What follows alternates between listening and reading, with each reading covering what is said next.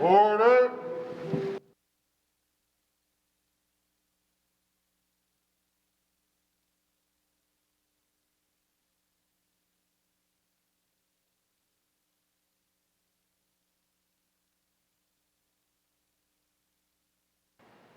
O God, may your spirit and guidance be in us as we work for the benefit of all our people, for peace and justice in our land, and for the constant recognition of the dignity and aspirations of those whom we serve. Amen.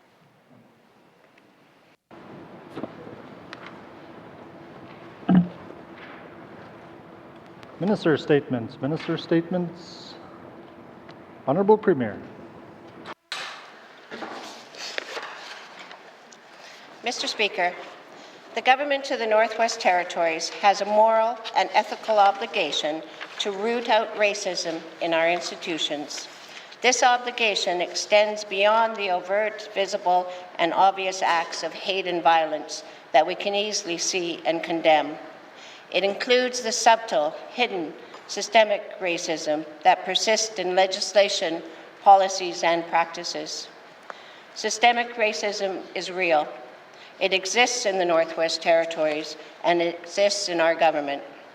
Some of our institutions, policies, and practices continue to disadvantage or discriminate against Black, Indigenous, and people of color.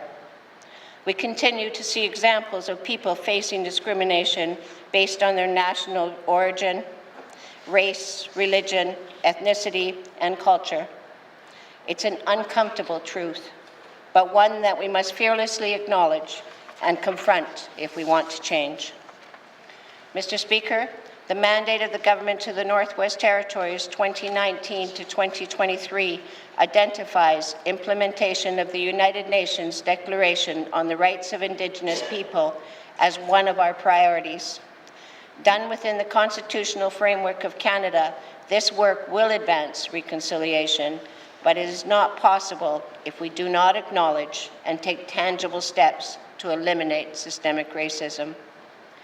The United Nations Declaration sets the stage very clearly that all doctrines, policies, and practices based on or advocating superiority of people or individuals on the basis of national origin or racial, religious, ethnic, or cultural differences are racist, scientifically false, legally invalid, morally condemnable, and socially unjust.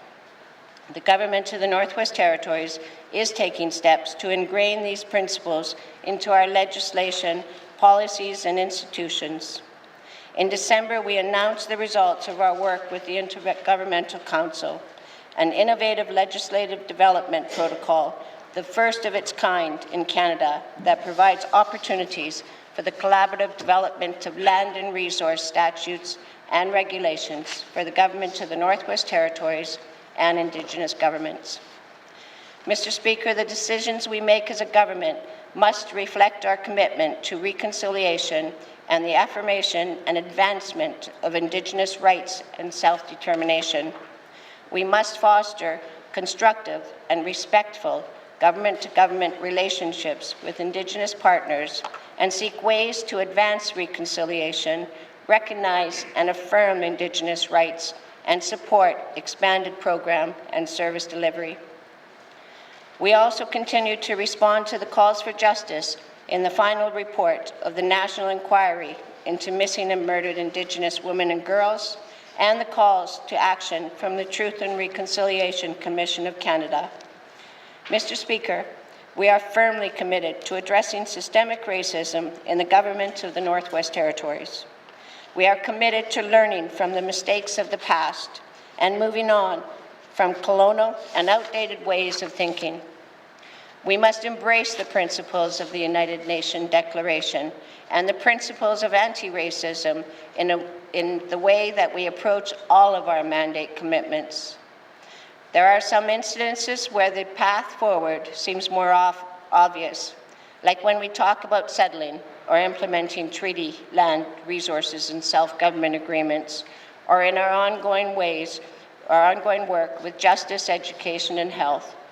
But we must also be vigilant in everything we do to ensure that we do not inadvertently continue to perpetuate the past. This Cabinet has and continues to update the way that we review, discuss, and consider the items that come before us. Mr. Speaker, we have formalized and strengthened the presence of gender and diversity in our financial and policy decisions. I encourage every minister and every member of the Legislative Assembly to embrace the principles of the United Nations Declaration and the principles of anti-racism in every decision that you make. Mr. Speaker, when I worked in social services, I could see the impact that systemic racism has, and eliminating it is a cause that I fully endorse. I do this knowing that the path ahead will be long and difficult. Undoing years of systemic racism against Black, Indigenous, and people of color will take time. Change will be incremental, but I am determined. I know there's a lot of great work happening across government, and I look forward to my colleagues sharing examples of the work they're doing to address systemic racism. I am encouraged and inspired by the progress being made, but I acknowledge there's much more to do. Thank you, Mr. Speaker. Thank you, Honourable Premier. Minister statements. Minister statements. Minister responsible for finance. Mr. Speaker, the Government of the Northwest Territories is committed to providing a safe and inclusive workplace for all its employees. This includes educating our public servants on how racism can manifest itself in the workplace. Racism is a belief in a hierarchy of human value. It is a belief, conscious or unconscious, that some people are worth more than others. Racism is easy to see when it takes the form of specific acts of hate or violence, but systemic racism hides in plain sight. It is the kind of racism where the power of one racial group is exhibited and upheld over others in institutions including schools, law enforcement, healthcare, and a workplace. By contrast, anti-racism is about acknowledging the inherent privilege held by certain racial groups over others. Anti-racism is about speaking up when you see racism in action and educating those around you about the benefits of diversity within our communities and workplaces. It is about yielding positions of power to those who are otherwise marginalized, advocating for policies that break down systems of oppression, and promoting not only equality but equity. In addition to the work underway to implement mandatory cultural awareness training, the Department of Finance will launch an anti-racism campaign. The Department of Finance will launch this anti-racism campaign to run between March 16th and April 21st that will encourage all N.W.T employees to challenge their beliefs and attitudes around racism. The goal of this campaign is to encourage employees to learn about anti-racism so they can take steps to stand against systemic racism and stand up for marginalized persons within our communities. We recognize that in order to eliminate systemic racism in the Northwest Territories, we must build a culture of anti-racism within the public service. Monsieur le Président, le premier volet de cette campagne sera axé sur la formation. Les employés suivront le programme pour un milieu de travail équitable, favoriser une culture axée sur l'antiracisme et l'alliance, qui les aidera à trouver des stratégies pour faire face au racisme et devenir des acteurs de changement. Mr. Speaker, the first part of this campaign will focus on training employees. We'll take with the program for an equitable workplace, fostering a culture of anti-racism and alliance, which will help them find strategies to deal with racism and become agents of change. They will learn how prejudice, racism, power, and privilege are at the root of the myths and misconceptions that permeate the dominant culture. We will also circulate video and print materials during the campaign to encourage public servants to learn about this issue and take action when they witness any form of racism. Mr. Speaker, as a government, we have a duty to promote a safe and inclusive workplace for all, and this campaign is just one small step towards creating an anti-racist culture in all N.W.T workplaces. Employees can sign up for the training mentioned earlier on the website My HR under Learning and Development Calendar. I encourage all public service employees in the territory to take this training and become agents of change in government and in our communities. In particular, I encourage managers to ensure that their teams have the time to take it and to take it on themselves to lead by example. Thank you, Mr. Speaker.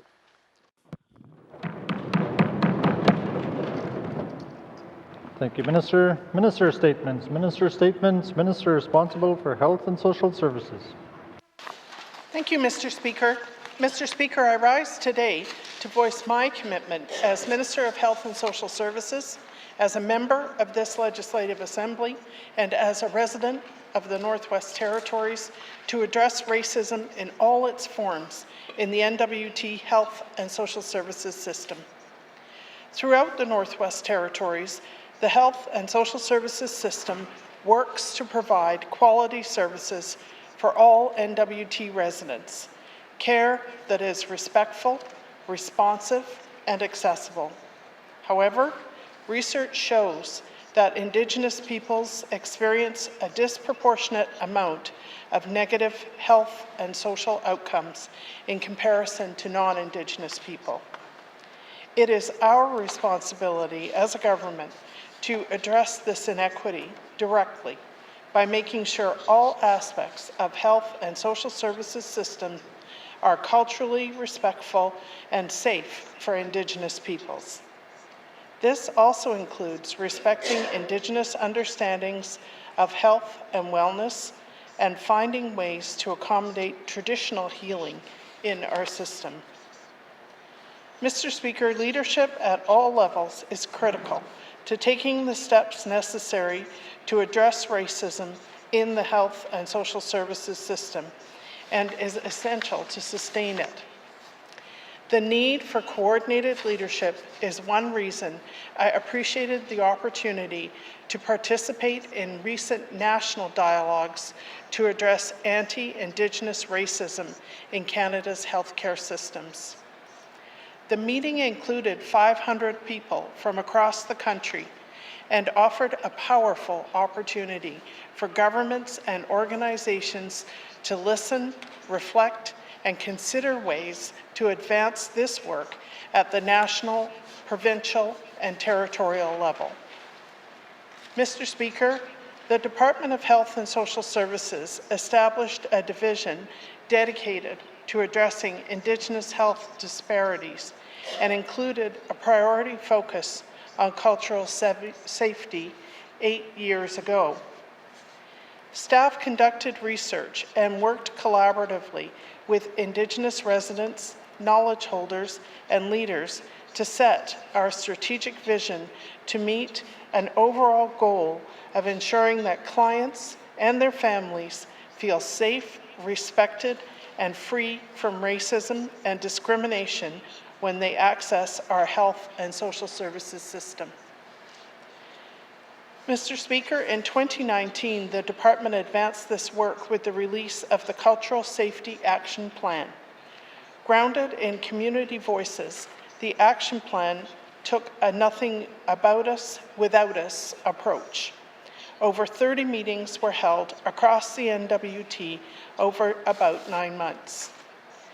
The action plan includes 27 actions organized under 4 key themes. Create an organizational culture of cultural safety. Strengthen staff capacity to deliver culturally safe care. Honor traditional knowledge and healing approaches in care. And improve client and community experience. Mr. Speaker, since the release of the action plan, the Department has worked to pilot 13 cultural safety training sessions. The pilots included content on Indigenous medicine teachings, Indigenous experiences of residential schools and intergenerational impacts, and understanding racism at interpersonal and systemic levels. Approximately 225 health and social services system employees participated in these pilots. The department is now developing an N.W.T cultural safety framework, which will be reviewed by the Indigenous Advisory Board and Northwest Territories Health and Social Services Leadership Council. Once finalized, I will share it with members. As a final point, Mr. Speaker, we've heard that cultural safety and anti-racism work must be led by Indigenous people. Much of the work I have just outlined will be led by a new cultural safety and anti-racism unit dedicated to leading our system's efforts to embed cultural safety and anti-racism into the fabric of our health and social services system. The existing team is comprised almost entirely of Indigenous staff from multiple nations and regions in the N.W.T. As the team expands, we are committed to ensuring that positions are open to applicants from any community in the N.W.T. and that the senior positions are all filled by Indigenous staff who have been mentored and supported to take on leadership roles to advance this work. Mr. Speaker, we have done the research and the collaborative development with Indigenous peoples and communities in the territory to set our strategic vision and the action plans to guide this work. Excuse me, Mr. Speaker. Now the focus is on embedding cultural safety and anti-racism in a meaningful and sustainable way to achieve our vision of a territory where Indigenous peoples, families, and communities enjoy physical, mental, emotional, and spiritual health and wellness. Thank you, Mr. Speaker.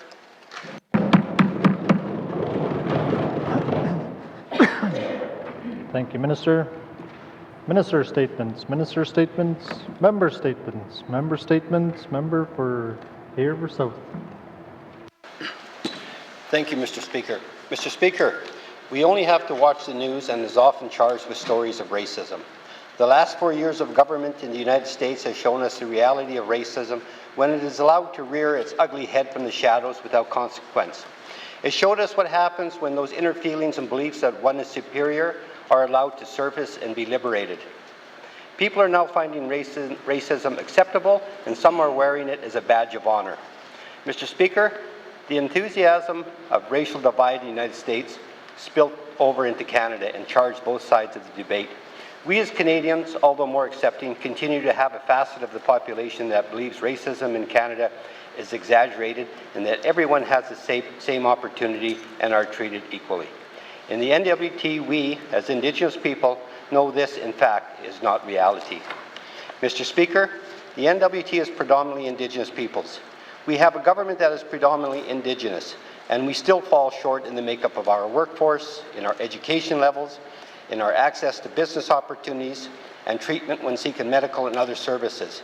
This shortfall can be attributed to a number of reasons, with racism being one of them. Mr. Speaker, for some of us who have been in the North longer than others, we have seen and experienced the effects of what racism can do, both subtly and in its extreme form. When we look at the statistics related to the number of Indigenous children going into foster care, the number of Indigenous people being incarcerated, the number of Indigenous people who are victims of violent crimes, the number of missing and murdered Indigenous women, we see a pattern that proves our system continues to fail Indigenous people. This failure commenced years ago through racist government policy. Mr. Speaker, how do we eliminate racism? Realistically, it will never be resolved. But it does not mean we give up the fight to lessen the harm it caused to those on the receiving end. As individuals and as a collective, we need to speak up against racism when we see or hear it. Listen to others if we are to understand their pain. Be respectful to others as one day it may be you looking for the same respect. Be accepting, and most importantly, be willing to help others. Thank you, Mr. Speaker. Thank you, member for Haver South. Member statements. Member statements. Member for Kamloops. Mr. Speaker, employment opportunities, programs and services, and education and training are concentrated in regional centres in Yellowknife. In short, we are an economically and socially uneven territory. To access healthcare, social supports, training, education and employment opportunities, or to flee living arrangements that risk safety or sobriety, or to move home to reconnect with family, we first ask Northerners to commit to homelessness. The Northwest Territories Housing Corporation Community Residency Policy requires people to live in a community for varying lengths of time, up to 1 year, before adding their names to the community's housing wait list. It can then take years to get to the top of the list, and some might say a lifetime. The Housing Corporation stipulates that no local housing authority or organization shall set a community residency requirement that exceeds 1 year, that the policy must be applied to all applications, and that it is not fair to apply a policy to only some applicants and not others. When we talk about migration to and from small, remote northern communities, we are almost exclusively talking about Indigenous people and their ability to move within the territory for access to healthcare, education, family reunification, and home. Putting your name on a housing waitlist could mean a path to safety, a road to opportunity, connection to children in care, or a journey home. And the cost of putting your name on a housing waitlist should be an N.W.T healthcare card. This policy drives the demand for shelters, overcrowding in public housing, forces people to remain in unsafe living arrangements, risks child apprehension, holds people back from accessing education, prevents family reunification. The list goes on, Mr. Speaker. 28 of our 33 communities are considered non-market rent and are dominated by public housing. So if you want to live in a community, your housing option really is public housing. If you want to move to a market rent community and don't have the financial means to access market rent, the options are couch surfing or a shelter. This means families cannot stay together and boys over 15 stand to be separated from their parents. There comes a time in the life of a policy where we need to cut our ties. That time has come, Mr. Speaker. It is time to cut ties with this policy that inadvertently does more harm than good, and time to prioritize the opportunity, health, and safety of all Northerners. Thank you, Mr. Speaker. Thank you, member for Kamloops. Member statements. Member statements. Member for Great Slave. Thank you, Mr. Speaker. One of the priorities for the 19th Legislative Assembly is to implement the United Nations Declaration on the Rights of Indigenous Peoples. This declaration establishes a framework of standards for survival, dignity, and the well-being of Indigenous people around the world. In the colonial state of Canada, systems were put in place during the formation of the country that mainly benefit the European or white settler. When a process or organization has racism embedded in its very structure, this is known as systemic or institutional racism. Systemic racism is often found in large institutional settings such as schools, healthcare, and the judicial and policing systems. It is different than individual acts of racism. Systemic racism puts Black, Indigenous, and people of color at a disadvantage before they even start by rigging the system against them. People of color are underrepresented in the public service in Canada, and according to Stats Canada, 23.9% of Black Canadians fall below the poverty line and are considered low income. This is twice the rate when compared to white Canadians at 12.2%. Indigenous people have a higher rate of incarceration in Canada, representing around 26% of inmates in correctional facilities, but only 3% of Canada's total population. Systemic racism in our healthcare system creates a dangerous situation for Black, Indigenous, and people of color when trying to receive treatment or care. It is well documented that health outcomes differ for non-white populations. A tragic situation highlighted lately by the numerous cases in the media of people dying due to being turned away by the system or from having their illness overlooked based on their race. And in October, nothing spoke more to the horror of that racism than the video recorded by Joyce Echequan, a 37-year-old Indigenous mother of 7 in Quebec. Joyce's last moments on earth were spent listening to the nurses who were charged with her care, who had sworn an oath to help her, disparage her with racist comments about her worth and intelligence. It is crucial that the N.W.T adopt a culture of continuously reviewing and analyzing its policies and practices for racial bias in all departments. This is not just an issue that can be dealt with by human resources or the affirmative action policy alone. It must be a whole-of-government approach with education at its core. The N.W.T needs to update its hiring policies to include tangible targets and realistic action plans that will lead to actual change and not just lip service. Accountability must be a part of this policy, or we will never see a N.W.T that is reflective of the people it serves. Thank you, Mr. Speaker. Thank you, member for Great Slave. Member statements. Member statements. Member for N.W.T Lakes. Thank you, Mr. Speaker. Mr. Speaker, what is systemic racism?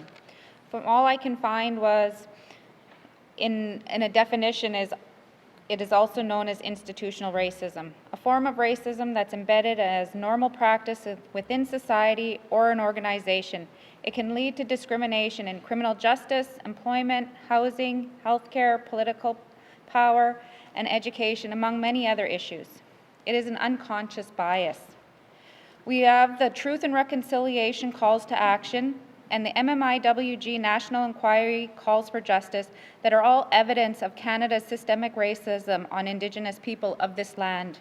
We cannot deny that Indigenous people in this territory have been victim of this, Mr. Speaker.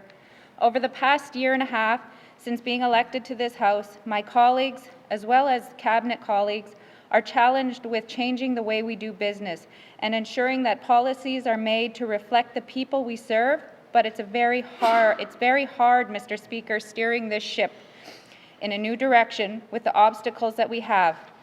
We have not enough money from our federal government to correct the past policies that were created to try eradicate or assimilate Indigenous people that caused more damage. But Mr. Speaker, I will give credit where it's due.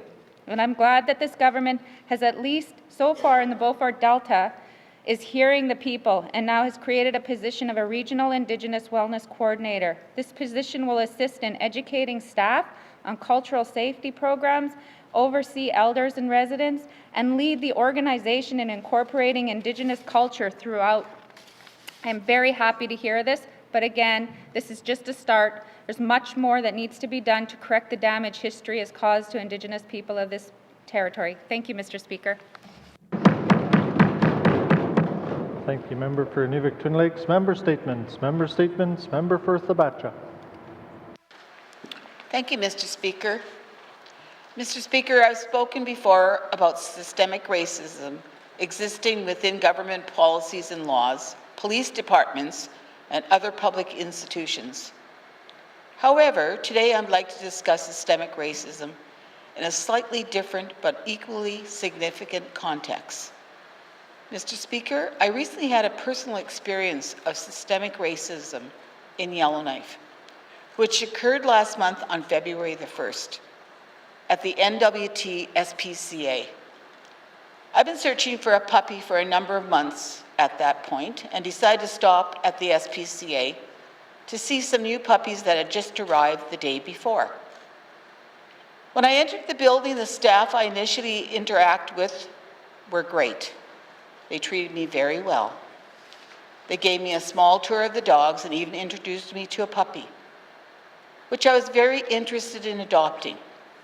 I asked the staff if this puppy was still available, and they said as far as they knew, she was, since she just arrived less than 24 hours prior. However, Mr. Speaker, the mood and attitude of this situation came to an abrupt halt when an individual in upper management at the SPCA entered the room. I turned to her, told her my name, and asked if the puppy was still available for adoption. Then, without any introduction on her part or any greeting at all, she pointed and quickly and coldly said, "That dog is already spoken for." Then, without another word, she immediately turned around, left the room, and never came back.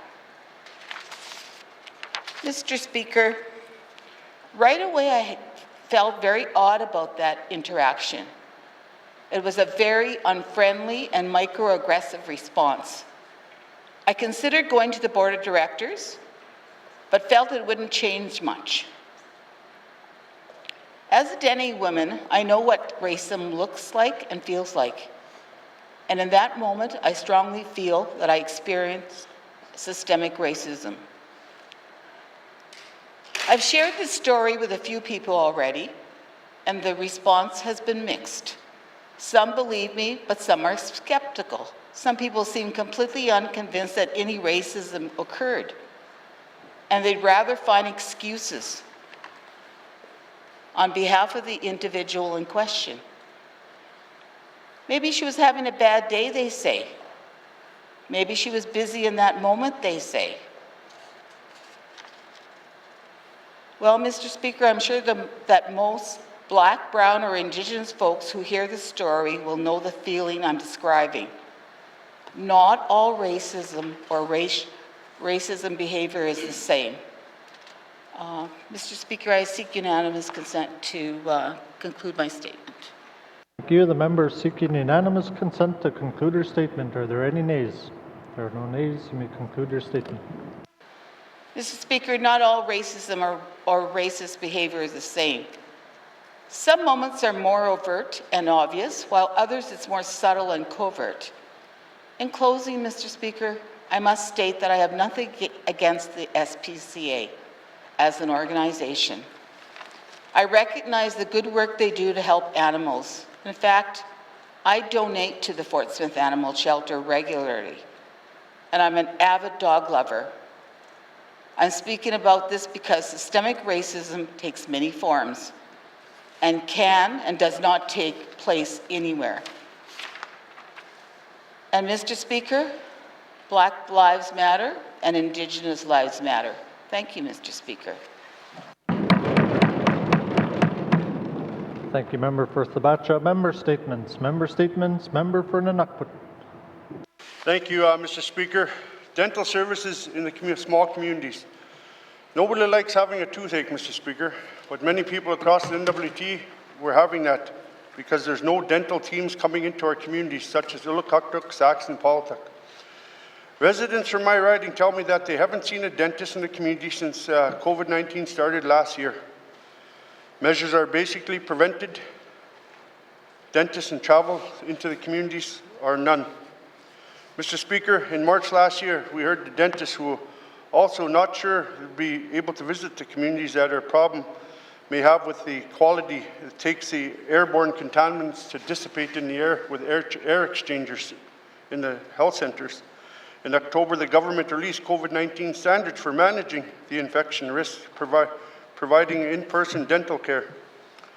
Last year, we learned from the Minister that Health and Social Services, the department has been working on air exchanger requirements and infection control standards to resume dental services in the small communities. In December, the Chief Public Health Officer approved facilities to reopen in 6 communities to resume dental services since we're waiting for the facility upgrades for COVID-19 safety protocols that are met in the communities.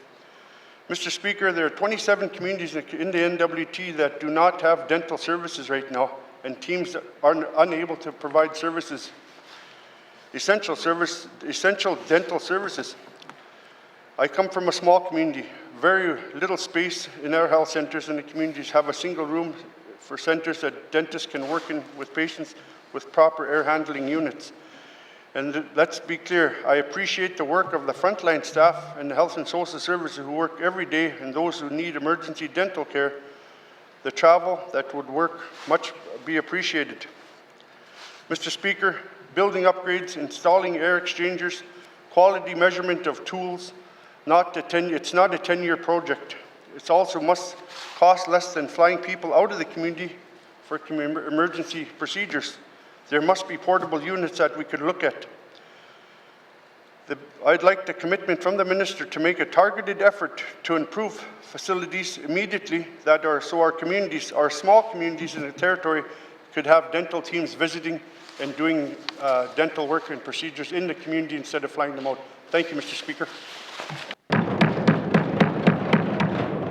Thank you, member for N.W.T. Member statements. Member statements. Member for Decho.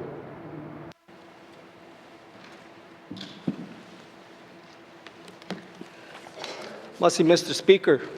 Mr. Speaker, systemic racism is alive and well within our society. It may not be physically prevalent, but does hide behind closed doors and closed minds. Systemic racism is an action that is common to a system such as racism in society.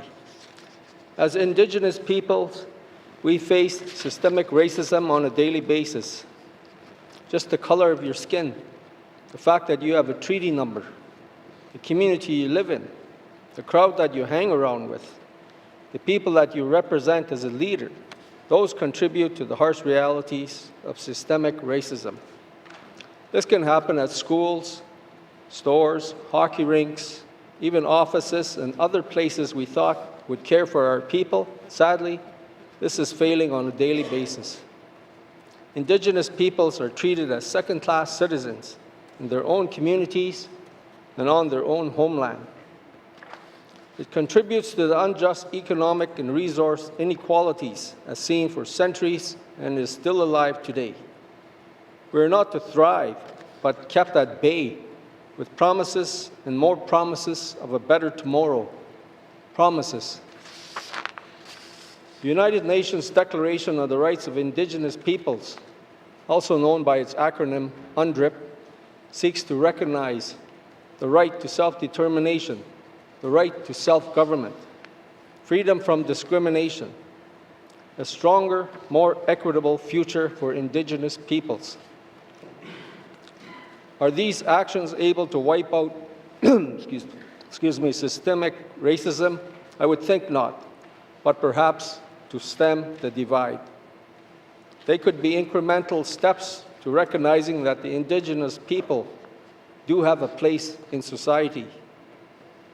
Mr. Speaker, these are important steps to curbing and destroying systemic racism in our society. Merci. Thank you, Member for Decho. Member statements. Member statements. Member for Tunade Welde. Merci, Mr. Speaker. Just listening to some of the comments of some of my colleagues, that feeling of exclusion. I could go on and on about my numerous encounters, those feelings that I had throughout my working career and childhood, but I'll share one of my first encounters. Mr. Speaker, when I was about 7 or 8 years old, I visited relatives in Pine Point when it used to exist. My great-grandparents were busy with my relatives, and I was instructed to go to the nearby playground. I didn't think too much of it at the time, but I was so excited to jump on the monkey bars and play. That wasn't until I was approached by 2 youth in their early teens. It was here I was given a hard dose of reality and my first real encounter with racism. Mr. Speaker, I still remember as if this happened yesterday. I was told by these children, "You're from Res? Aren't you? You people are stupid. You should go shopping at the dump. Do you even know what 2 times 2 is? You can't play here." And I didn't understand what you people meant at the time. I was very confused, hurt. I didn't get to play in those monkey bars because I was afraid. As always, Mr. Speaker, I went to my great-grandparents who gave me this advice. They said, "My boy, you'll run into hate, jealousy, and people who will judge you because of your color of your skin and where you come from. You might not understand now, but when you get older, just be kind to everyone you encounter and speak straight with them. You don't have to trust them, but always be kind when you can. And do your best to get along with others. That is our way." They also said as I grow older that I will no doubt encounter many people from all walks of life, and they were right. I was always told sternly before I left the house and flew the coop. He said, "Always be respectful and never ever make fun about other cultures." Mr. Speaker, I admit I don't always get this right, but I try to remember this and practice it as best I can in my day-to-day life. And I try to instill these values in my daughters, whom I hope will pass it on to their loved ones in the future. Mr. Speaker, the point I'm trying to make is the best way to deal with this scourge of racism is to meet it head-on with respect, love, and education. Since then, up until this point in my working career, I've had countless racist encounters, as I mentioned, against both myself and towards my children. But I try to teach them as best I can. I could share these other memories that, I won't. I would rather choose these unpleasant memories to die with me. And all we could do from here on is to influence each other and treat each other with respect and kindness, and be good role models and persevere through it. Mr. Speaker, how do we pass down these values onto our government? Mr. Speaker, I seek unanimous consent from my colleagues. Thank you. Seeking unanimous consent to conclude a statement. Are there any nays? There are no nays. You may conclude your statement. Mr. Speaker, colleagues.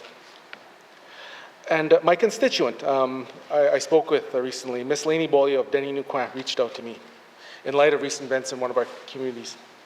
She's currently a student at the Western University in Ontario, and she pointed out a really powerful quote to me from Ibram X. Kendi, an author, American author, and an anti-racist activist. Quote, "A policy is either actively trying to minimize the gap in the quality of life between marginalized people and the general public, or it is actively contributing to these disparities." This is a powerful statement, and I'm hoping that sits with us for a while. Mr. Speaker, I mentioned in my budget address that I firmly believe in policy reforms that they need to be fair and they need to be easily delivered to our public service. The goal here being is that our directives are clear and all loopholes are as loophole resistant as possible. This will need to be driven down from each of our department heads to ensure that the residents of the N.W.T get the very best out of our government. Mr. Speaker, I'd like to finish off this powerful quote by Chief Dan George. "The heart never knows the color of the skin." I believe this, and I really hope this resonates with us all. Mr. Speaker, and I will have no questions. I think for the most part, for most of us, it will be a day of reflection, and I think only a few of my colleagues will have questions. Thank you. Thank you, member for Toonday Wellday. Member statements. Member statements. Member for Frame Lake. Merci, Monsieur le Président. The problems with sterilization of instruments and equipment at Stanton Territorial Hospital appear to be over based on a January 14th, 2021 update posted on the Northwest Territories Health and Social Services Authority website.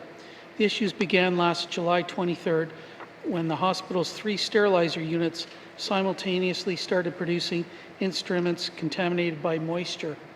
This means the instruments couldn't be used or are considered sterile because moisture can attract bacteria. A series of 8 public updates were issued beginning on July 24th and became much more regular and consistent after I pressured the current minister. The Health Authority described efforts taken with the facility operator, Dexterra, Boreal Health Partnership, and the Department of Infrastructure, and the sterilization equipment manufacturer. The number of sterile instrument packs produced has been increased, but there's no guarantee the packs are reliably sterile. The authority reported that elective surgeries were cancelled, which caused enormous anxiety and sometimes physical suffering for many residents who were left waiting. The latest report indicates that all surgeries, including total joint replacements, are being allowed again, although there continues to be some staining of towels used in the sterilization process. I'll have questions for the Minister of Health and Social Services about the cause of the sterilization problems, whether the backlog of surgeries has been cleared, and whether we can prevent this from happening again. Merci, Mr. Speaker. Thank you, member for Frame Lake. Member statements. Member statements. Member for Yellowknife North. Mr. Speaker, I am afraid of where our implementation of the inquiry into missing and murdered Indigenous women and girls is heading. Mr. Speaker, I am afraid it is heading down a road where far too many N.W.T action plans end up. A road where some of the low-hanging fruit is picked off, but the larger systemic problems are left unaddressed, caught in an endless cycle of planning and consultation with no meaningful action. And Mr. Speaker, systemic problems can't be solved with a series of minor tweaks to the systems that perpetuate the problems in the first place. Systemic racism is no different, Mr. Speaker. And Mr. Speaker, I question whether the N.W.T, a government that has had an affirmative action policy in place for over 30 years with little results, is even capable of making the changes needed most. Mr. Speaker, our government's current work plan goes through each of the calls of justice and is going to assign them into 3 categories: those that can be implemented immediately, those can be implemented within 1 year, and those that require long-term planning. Mr. Speaker, I am afraid that the systemic changes we need most, the calls to justice that we need to address systemic races, will fall into the third category of long-term planning. Mr. Speaker, there are a multitude of reasons for this. One, and probably the most significant, being money.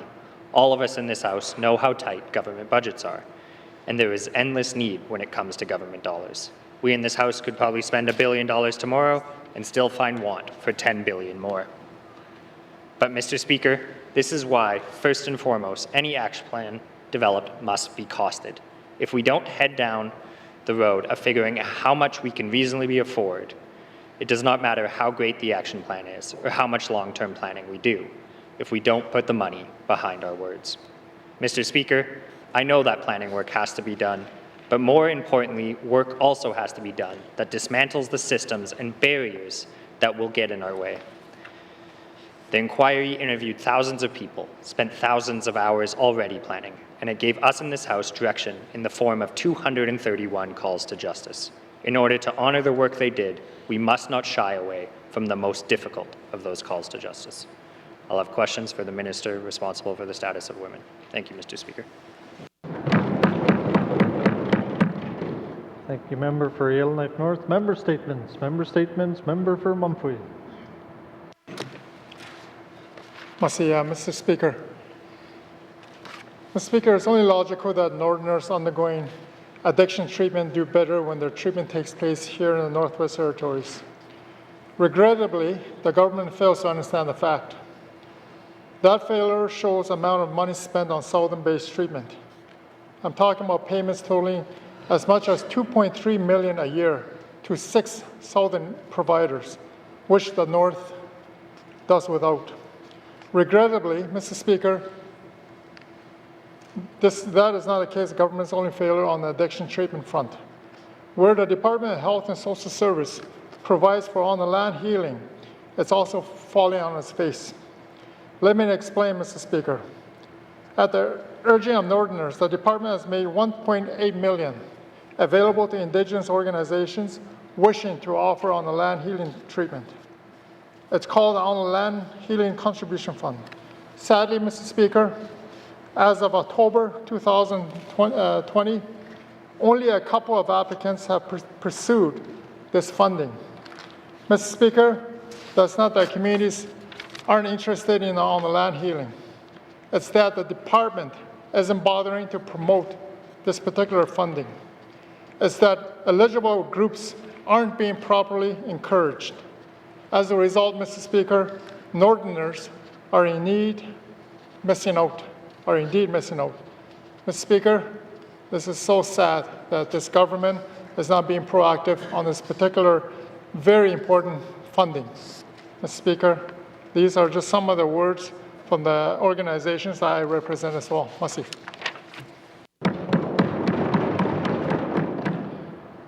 Thank you, Member for Mumfui. Member statements. Member statements. Returns to oral questions. Returns to oral questions. Recognition of visitors in the gallery. Recognition of visitors in the gallery. Acknowledgements. Acknowledgements. Oral questions. Member for N.W.T. Thank you, Mr. Speaker. Today I brought up dental care in the communities, small communities, especially the community of YELLOWKNIFE. This past week I've been getting calls at 4:30 in the morning, text messages on Messenger, and people are needing dental assistance and there's nothing happening. They go to the health center, they're given I guess the Tylenol and whatever penicillin that they're given to try to help them with the pain. But Mr. Speaker, we need to get this sorted out. Haven't seen a dentist in the community since last year. When we're discussing, what time are we starting a startup plan for the small community dental teams to come into the communities? When is that going to happen? Thank you, Mr. Speaker. Thank you, Member for N.W.T. Minister responsible for Health and Social Services. Thank you, Mr. Speaker. Mr. Speaker, just to begin, I'd like to say that It's the non-insured health benefits program that offers dental services. The NIHB program uses facilities that belong to NTHSSA. So really the responsibility here is with Indigenous Services Canada. And they were the ones who suspended dental treatment service last March when the COVID pandemic lockdown began. What happened after that is that the Health and Social Services authorities, supported by the Leadership Council, requested that dental services not be resumed in health centres until a number of issues, including safety concerns that went beyond COVID-19, were resolved, and there was an establishment of clear roles and responsibilities for the delivery of this service. So all of this inevitably led to a working group, but the working group did its job and came up with a resumption of services plan. There are now 6 communities that are receiving dental services because they have newer health facilities that meet current air exchange and infection control requirements. Those communities, unfortunately, are not in the members' riding. But work has not finished on this front. We're calling that phase 1. In phase 2, a working group has identified 7 more communities where resumption of services might happen, depending on the assessment of the facilities in which those services would be offered. And in this case, it is more promising for the members' riding because it includes both Paulatuk and Ulukhaktuk. So once again, the department will be doing facility assessments prior to the end of this month, and prior to the end of June, and will then be developing a plan to resume services. Thank you. Thank you, Minister. Oral questions. Member for N.W.T. Thank you, Mr. Speaker. I have a phase, and it's phase right now. Phase now. We need help. People are having to fly out, and how much is it costing our government to fly people out into Yellowknife and into Hay River for young children? Why can't we purchase portable units for those health centres across the territory? There must be portable units in some way to able to provide that service.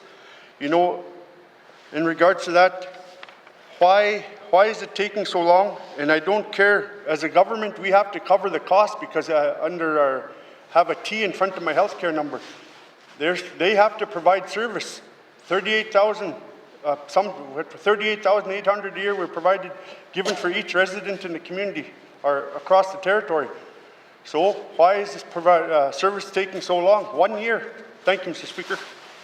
Thank you, Member for N.W.T. Minister responsible for Health and Social Services. Yeah, thank you, Mr. Speaker. Mr. Speaker, at the Department of Health and Social Services, we really prioritize the safety of our patients. And so where facilities were not meeting infection control and ventilation requirements, then work could not be done in those facilities. This is not a long-term ban on dental services in these communities, but it's my understanding that teams are now working through potential solutions. So the member has mentioned a couple of potential solutions, and maybe they are solutions, but nothing is going to happen with putting portable buildings into Ulukhaktuk at this time of year. So what is going to happen is that there will be this assessment done by the end of June and a plan developed then. So unfortunately, the residents of Ulukhaktuk are going to wait longer for dental services to resume, but that's not because of a lack of money. It's because we want them to receive those services safely. Thank you. Minister, oral questions. Member for N.W.T. Mr. Speaker, I'm not asking for a portable unit, Mr. Speaker. I'm asking for a portable air exchanger into the building. Portable, being plugged in and able to provide service for dental, for air handling. I want commitment from this minister, Mr. Speaker, in regards to improving dental care in the communities. All 27 communities and my 4 communities that I represent. And we need help, Mr. Speaker. This has to be dealt with. We're not going to wait another year. It's costing this government numerous thousands and thousands of dollars to ship people out when they could do something simple. Portable air exchange units. Is it possible for this minister to commit to getting that done right away? Thank you, Mr. Speaker. Thank you. Member for N.W.T, Minister responsible for Health and Social Services. Yeah, thank you, Mr. Speaker. Among my many accomplishments, engineering is not one. And so I can't actually make a commitment to providing a portable air handling unit for the members' health centres so that dental services can be resumed. What I have told him, and he is not satisfied with, is that there is an assessment that will happen within the next 4 months and a plan will be developed. Because obviously it is very important to a person's overall health that they have good dental health. The department doesn't argue with that. But I know the member is really big on right now, but unfortunately this is not a problem that lends itself to right now. Thank you. Minister, final supplementary. Member for N.W.T. Thank you, Mr. Speaker. I want a commitment. Government has to come. The 6 communities that get dental services, that's all the power to them. Our communities are hurting, and it always becomes the communities are an afterthought in this government. Is that the way we're going to keep on going? For something like this under COVID-19, how many studies you got to do? Get a portable unit, give it to the dental team, fly them in. We need help. Thank you, Mr. Speaker. Thank you, Member for N.W.T, Minister responsible for Health and Social Services. Yeah, thank you, Mr. Speaker. Mr. Speaker, generally, YELLOWKNIFE has 2 dental visits a year. So at this point, they would have missed 2. My hope is that that's all they're going to miss. There will be 2 more dental visits in the next fiscal year. I want to just correct the perception that it's only big communities with dental services. The Fort Providence Health Centre, the Fort Simpson Health Centre, the Fort Resolution Health Centre, the Norman Wells Health Centre, and the Acknowledgements Health Centre have all had dental visits within the last 2 months. Thank you. Thank you, Minister. Oral questions. Oral questions. Member for Great Slave. Thank you, Mr. Speaker. Mr. Speaker, my questions are for the Minister of Human Resources or Finance. What is the N.W.T doing to eliminate systemic racism in its hiring practices? Will the Minister commit to setting numerical targets for the hiring of Black, Indigenous, and people of color within the N.W.T at senior levels of management, not just in entry-level positions? Thank you. Member for Great Slave, Minister responsible for Finance. Thank you, Mr. Speaker. Mr. Speaker, as I had indicated earlier in my minister's statement, we are, for one, and I have 2 things I want to say. Firstly is rolling out a very express anti-racism campaign, really speaking to the idea of challenging all of our own mindsets about what is racism and what is anti-racism as a starting point, as just one small starting point. Getting to the rub of what I think the MLA is asking me about targets, Mr. Speaker, I've also spoken in the House frequently about the Indigenous recruitment and retention framework that's being developed and put into place over the course of this next fiscal year. It will include targets, and the idea of you including those targets is exactly that it's more than just the entry level. It's targets that are going to apply to each department that we'll be working towards, that each department is going to have a responsibility for, but that it will be coming back to human resources so that there is overarching approach to what is happening in each department. And Mr. Speaker, we're starting, although this is the Indigenous recruitment and retention framework, we're starting there. This is meant to be really a change of mindset in the way that we are representative, the way that people think about the government, the way people think about public service, and it's only a starting point. So it is really meant to be one that's going to make us more inclusive and more representative of people, Black, Indigenous, and people of color. Thank you, Mr. Speaker. Thank you, Minister. Oral questions. Member for Great Slave. Thank you, Mr. Speaker. All great news and glad to hear. I just hope things go quicker rather than, dragging out. So in our current affirmative policy, action policy, Indigenous Aboriginal men are not designated as a distinct priority group under that policy. Will the minister commit to including this as part of the upcoming review of the affirmative action policies, including the Indigenous retention and recruitment framework, and ensure that this should lead to ensuring that there's an increased representation within the N.W.T itself for Indigenous Aboriginal men? Thank you. Thank you, Member for Great Slave. Minister responsible for Finance. Thank you, Mr. Speaker. Mr. Speaker, I have previously said we are going to take a review of the affirmative action policy Those reviews have been done many times and many ideas brought forward, and there does need to then be collaboration on all sides of the House about bringing forward the actual changes and seeing them through. If in the course of that review it's brought to our attention that Indigenous men are a group that require some specific attention over and above Indigenous persons generally and over and above Indigenous women, I'm open to receiving that framework, that feedback. For the time being, Mr. Speaker, again, I'm going to say that going through that process of reviewing that policy is the direction I'm going to go, and that's where we'll see where that takes us. And if, in fact, this is a group that is distinctions-based, that requires some sort of specific attention, well, then again, that review's underway. Thank you, Mr. Speaker. Thank you, Minister. Oral questions. Member for Great Slave.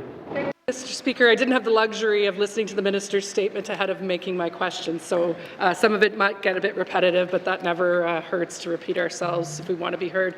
So often as MLAs we hear of direct appointment hires, or non-hires for that matter, that seem to directly contradict the N.W.T's own affirmative action policy.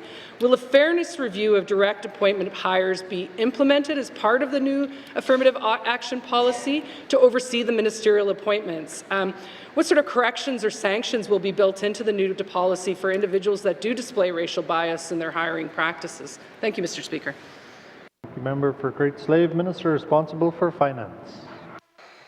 There's a couple of questions there, Mr. Speaker. I want to address the second one first about people having sanctions for displaying racial bias in their hiring. There should not be racial bias in hiring. There should not be racism in hiring. And if that is happening, I want it brought forward. There are meant to be teams that work together, human resources involved, precisely to ensure that the process is fair and that the policy of affirmative action is applied fairly and appropriately. With respect to the first question, whether or not there will be some changes or fairness review, again, so Mr. Speaker, I know I've made a previous commitment this session that the direct appointment process is one that needs some information and some information sharing. I'd like to bring that to committee. The direct appointments process right now has very specific rules, very specific targets of what is allowed and not allowed, and right now actually achieves a higher percentage of affirmative action candidates than the usual hiring processes. So all that said, though, again, to the extent that a fairness review should be part of it, that is still between the affirmative action policy review that we're doing and the recruitment framework that we're doing. That is something that can be included in either one of those. Thank you, Mr. Speaker. Thank you, Minister. Final supplementary. Member for Great Slave. Thank you, Mr. Speaker. And Mr. Speaker, one of the ways that I get my opinions into those types of policies, reviews, et cetera, is to bring them up here in the House. This one's a little bit more on the philosophical plane, but we often hear that increasing the population of the Northwest Territories is a great way for us to increase our revenues by upping the number of transfer payments that we get from the federal government. However, our priority is to increase our local employment and hiring and keeping with northern businesses, et cetera. So my question is, does the minister find that these two goals are somewhat contradictory to each other? And if so, how do you plan to address that in your upcoming affirmative action and other policy reviews? Thank you, Mr. Speaker. Thank you, Member for Great Slave. Minister responsible for Finance. Mr. Speaker, I think that's exactly the kind of question that should be debated in the House, and I am pleased to have it brought to the floor and, frankly, pleased to have it come back if necessary for reconsideration or further discussion or debate. Mr. Speaker, I don't think it is necessarily that they are necessarily in conflict with one another. I don't think they should be in opposition to one another. Mr. Speaker, as a government, we want to do everything we can to ensure that Northerners have the skills, the training, the education, the underlying health, the housing, all of the parameters that is going to allow them to apply for any and every job in the public service. But at the same time, Mr. Speaker, I am well aware that in this moment we bring teachers, doctors, nurses, and various other professionals and individuals to the north to fill the positions that we are still not filling from amongst northern graduates. And so, Mr. Speaker, I don't think they're mutually exclusive. If we're doing things right, we are creating a public service that is inclusive, we are creating communities that are inclusive, and we're building an economy that can grow so that everybody can be welcomed, so that every one of our graduates has a great job to go to, and so that people can continue to move to the north and stay here as residents and not just coming up as visitors. Thank you, Mr. Speaker. Thank you, Minister. Oral questions. Oral questions. Member for Kamloops. Thank you very much, Mr. Speaker. Mr. Speaker, my questions today excuse me, sorry. My questions today are for the Minister of the N.W.T. Housing Corporation. I'm wondering if the Minister will commit to removing the community residency requirement that is currently used by local housing authorities and local housing organizations in communities across the Northwest Territories. Thank you. Thank you, Member for Cam Lake. Minister responsible for the Northwest Territories Housing Corporation. Thank you, Mr. Speaker. I hear the member's comment about the residency requirement, but it does provide consistency for the Northwest Territories in order to how we allocate units.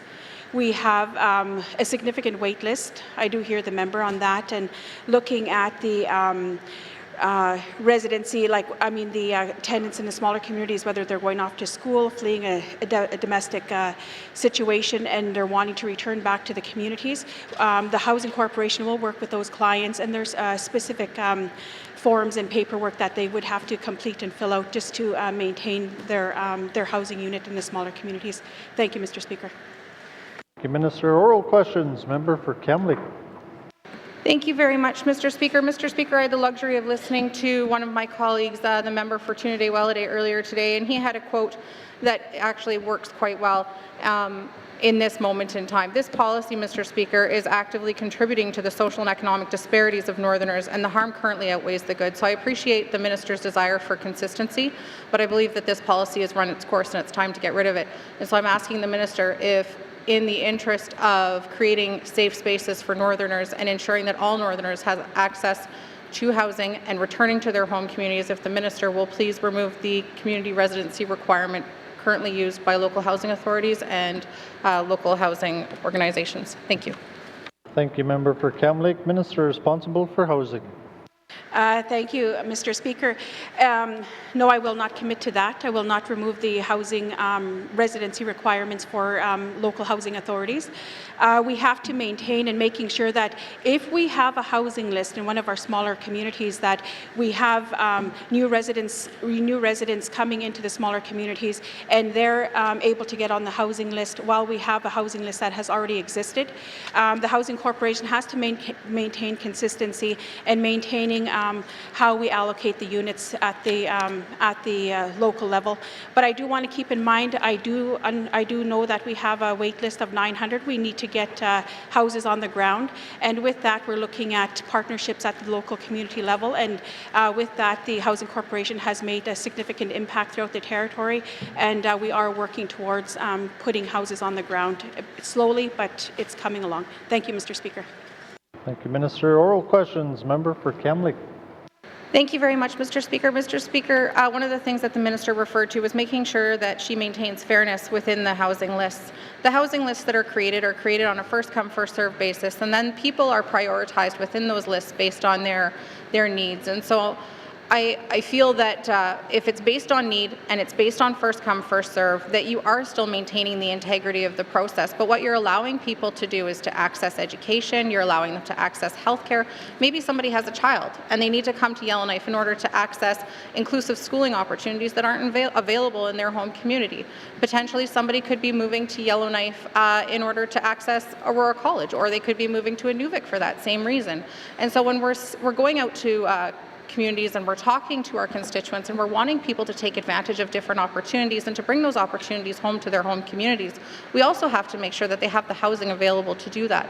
So what I'm asking the minister is, how does she intend to get around this policy so that people can access different opportunities and bring them back to their home communities? Thank you.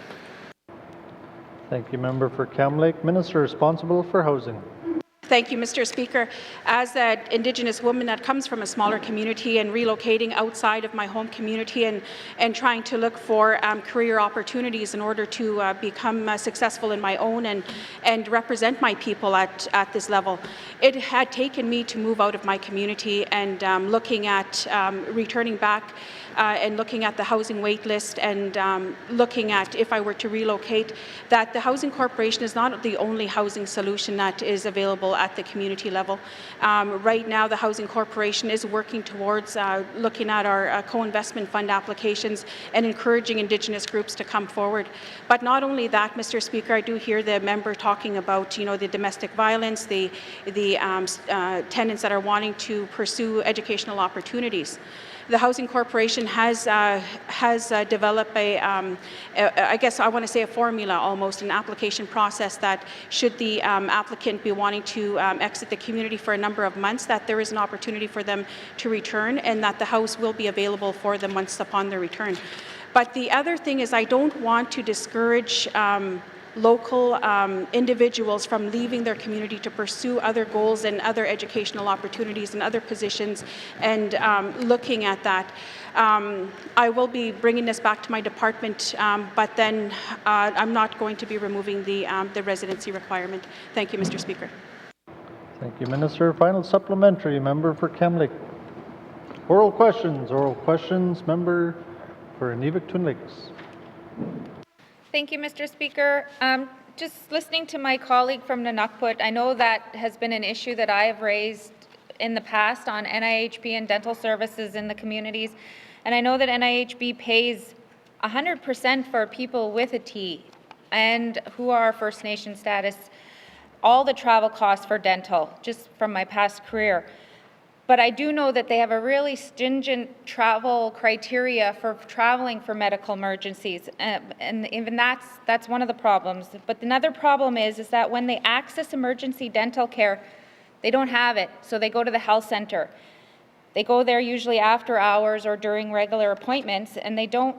The staff don't always realize what the process is, because as a health practitioner in the health center, you're not. It's a non-insured health benefit. It's not an insured service. So sometimes they turn them away or tell them to call the Inuvik dental clinic from my region, and that's what usually ends up happening, and it ends at that, and then we get the call.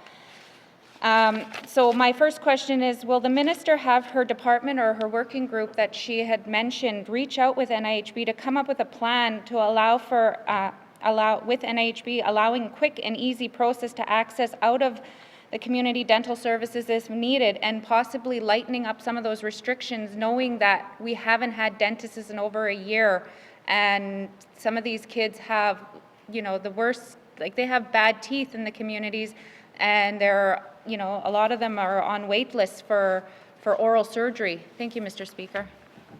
Thank you, member for Inuvik-Twin Lakes. Minister responsible for Health and Social Services. Yeah, thank you, Mr. Speaker. Mr. Speaker, as the member mentioned, this is an NIHB service, and the travel requirements are their travel requirements, and I do not have an opportunity to adjust those requirements. Thank you. Thank you, Minister. Oral questions, member for Inuvik-Twin Lakes. Thank you, Mr. Speaker. I just want to advise the minister that the NIHB actually gives the territorial government, we have a department in Inuvik in the office, an NIHB office, that gets money to pay for travel for the traveling dentist. So we are kind of involved with this.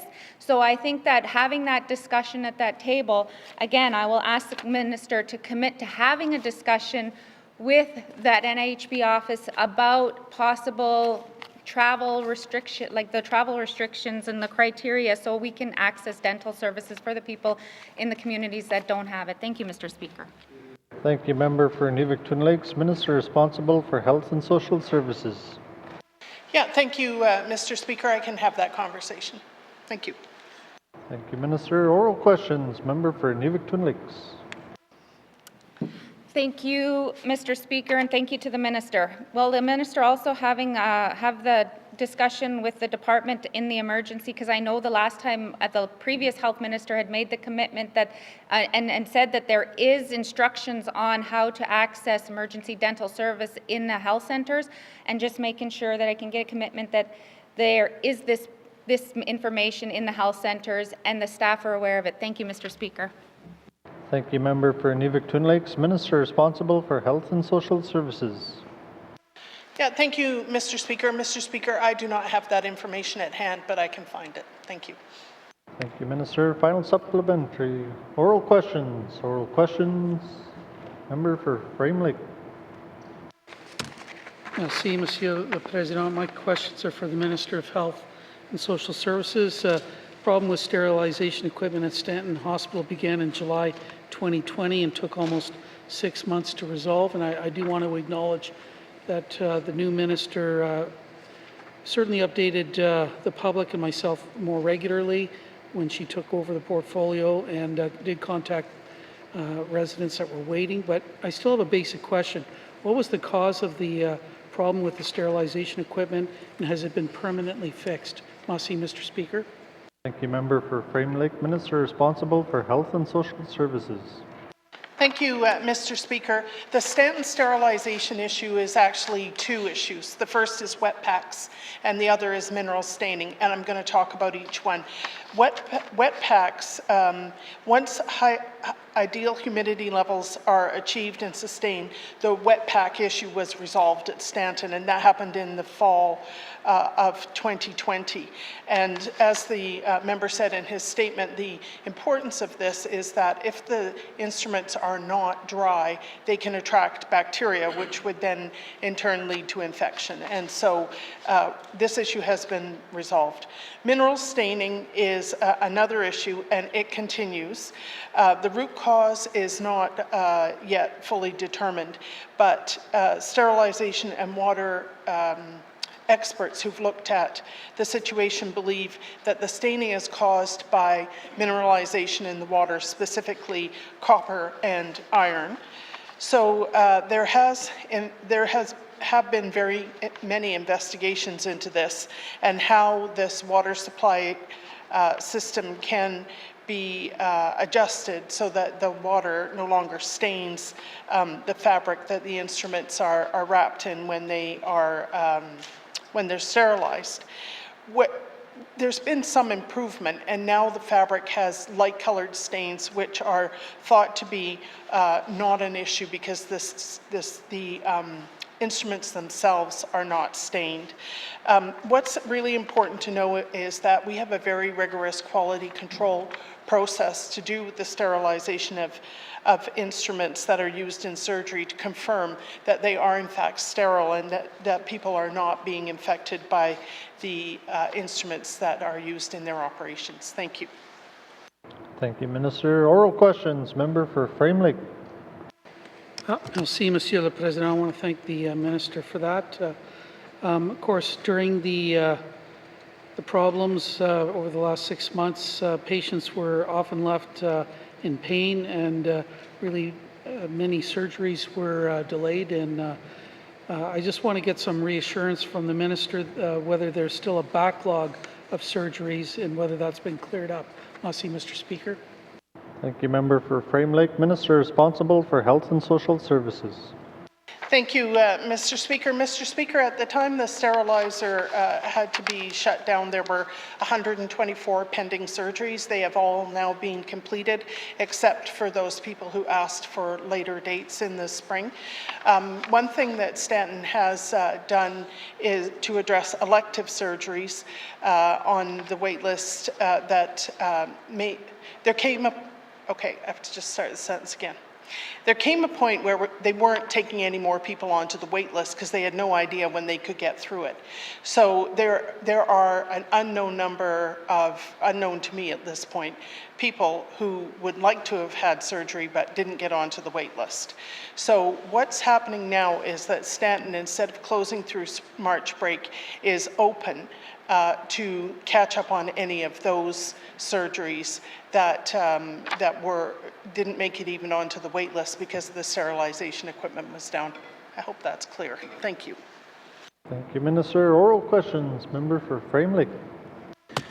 Merci, Monsieur le Président. I want to thank the Minister for that. Sounds like the backlog is going to be taken care of maybe before the end of March, and I really do appreciate that.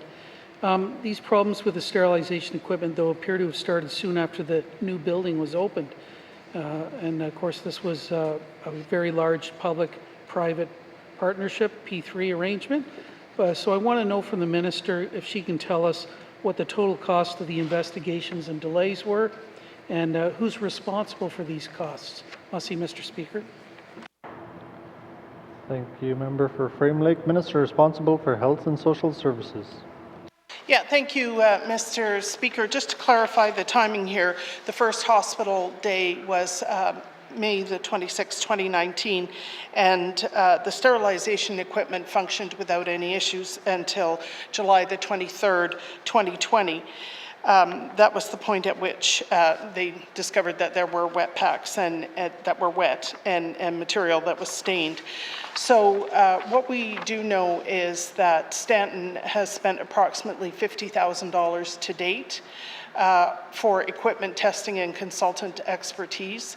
And as a matter of fact, it could have been more, but for the fact that the sterilizer manufacturer has been providing extensive support throughout this time, much of which has been provided at no cost.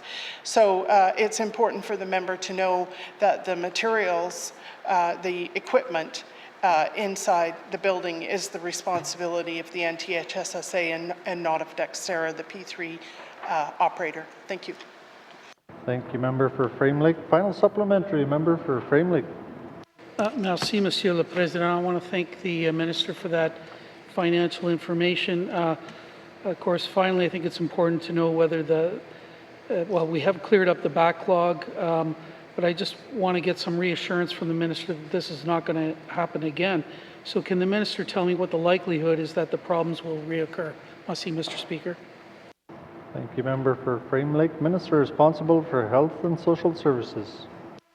Yeah, thank you, Mr. Speaker. Mr. Speaker, the staff at Stanton would like to put this issue behind them, but unfortunately, this is historically a recurring problem that is most often occurring in April and May and aligns with the spring melt and the difference in the water chemistry. So it's turned out to be a very unpredictable problem. It will appear and disappear, making it very difficult to investigate the root causes as much as we would also like to do that. So what we have done, though, in preparation for this year's spring melt is taken measures to mitigate potential future occurrences with the purchase of new equipment for the sterilization service in the form of new trays that will require less use of towels and fabrics. So that should assist with the wet pack problem, which is the problem that really reduced the number of surgeries. Thank you. Thank you, Minister. Oral questions. Oral questions. Member for Yellowknife North. Thank you, Mr. Speaker. It seems that we're going to have to bring the federal government kicking and screaming for them to actually come up with their action plan to implement the calls for justice for the missing and murdered Indigenous inquiry into missing and murdered Indigenous women and girls. I'm happy to see that the N.W.T is rolling out their own action plan, but I have concerns about whether we will implement some of the most serious calls to justice in the life of this Assembly. My question for the Minister responsible for the status of women is, when are we going to see our action plan? Thank you, member for Yellowknife North. Minister responsible for the status of women. Thank you, Mr. Speaker. Mr. Speaker, I have recently made the decision, keeping in mind the principles that were set out by the National Inquiry when they put through the final report, which included stating that we need to take a decolonizing approach, that we need to have the inclusion of families and survivors, that the conclusions should be self-determined and Indigenous-led solutions. I've decided, Mr. Speaker, that when work that's been done to date, organizing, as the member has already described earlier, organizing the work that's happening within the government already, that could be happening soon and that may take longer to happen, it is not good enough for the government to simply make our own list of what we're doing. We, in keeping with those principles, need to take that out to the Indigenous people, to the communities of families and survivors, and let them confirm if, in fact, us looking at ourselves is accurate. If what I'm saying where we think we are now is where we think is actually accurate, they should be the ones, if we're going to do this right, they should be the ones that tell me, yes, you're right, you're doing okay here, but you're not doing okay there. We can't look at ourselves without going back out to those that we are hoping to be actually benefiting. As such, Mr. Speaker, instead of having it ready by June, by taking this additional step, I am expecting that the draft plan should be ready by October. Thank you. Thank you, Minister. Oral questions. Oral questions. Member for Yellowknife North. Thank you, Mr. Speaker. I hear what the Minister is saying, and I recognize we have to take direction from those who are closest to the plan. My biggest concern is when I go through the plan, and if I cost it in my hand, it's millions and millions more dollars than we actually have to fully implement. And I think this has been a systemic problem across the N.W.T, is that we often create great action plans, but don't back them up with the dollars. Will the action plan that is presented at the new date be costed for each of the calls to justice? Thank you, Mr. Speaker. Thank you, member for Yellowknife North. Minister responsible for the status of women. Thank you, Mr. Speaker. Mr. Speaker, implementing all 231 calls to justice will indeed cost probably not only millions, may well cost billions of dollars. That's not going to deter me from putting forward the implementation plan, the action plan, and again, the draft plan, because again, the point to be is that it's going to be a living document that goes back out into the community to the people that we're purporting to be serving. So no, Mr. Speaker, it's not going to be a fully costed plan. What I do intend to do is to try my best to subscribe to the principles that are in the final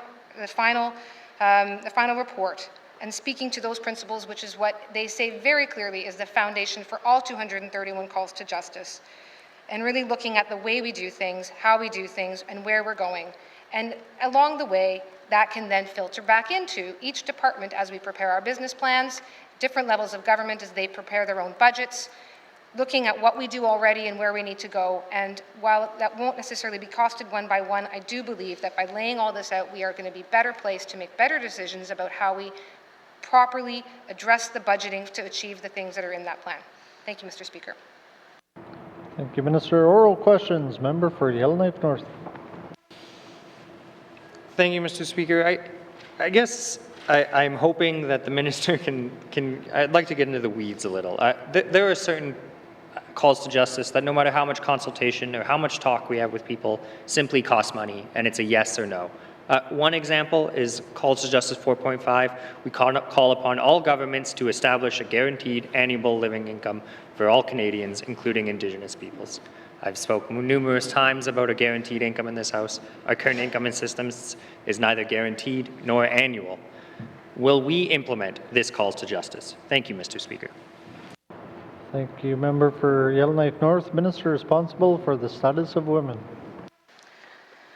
Mr. Speaker, I watched as an advocate at the National Inquiry as the National Inquiry struggled to be something that was built in a legal system and built in a government system, which is in fact the same system of legality and government that they were trying to address and to change, and it is a struggle.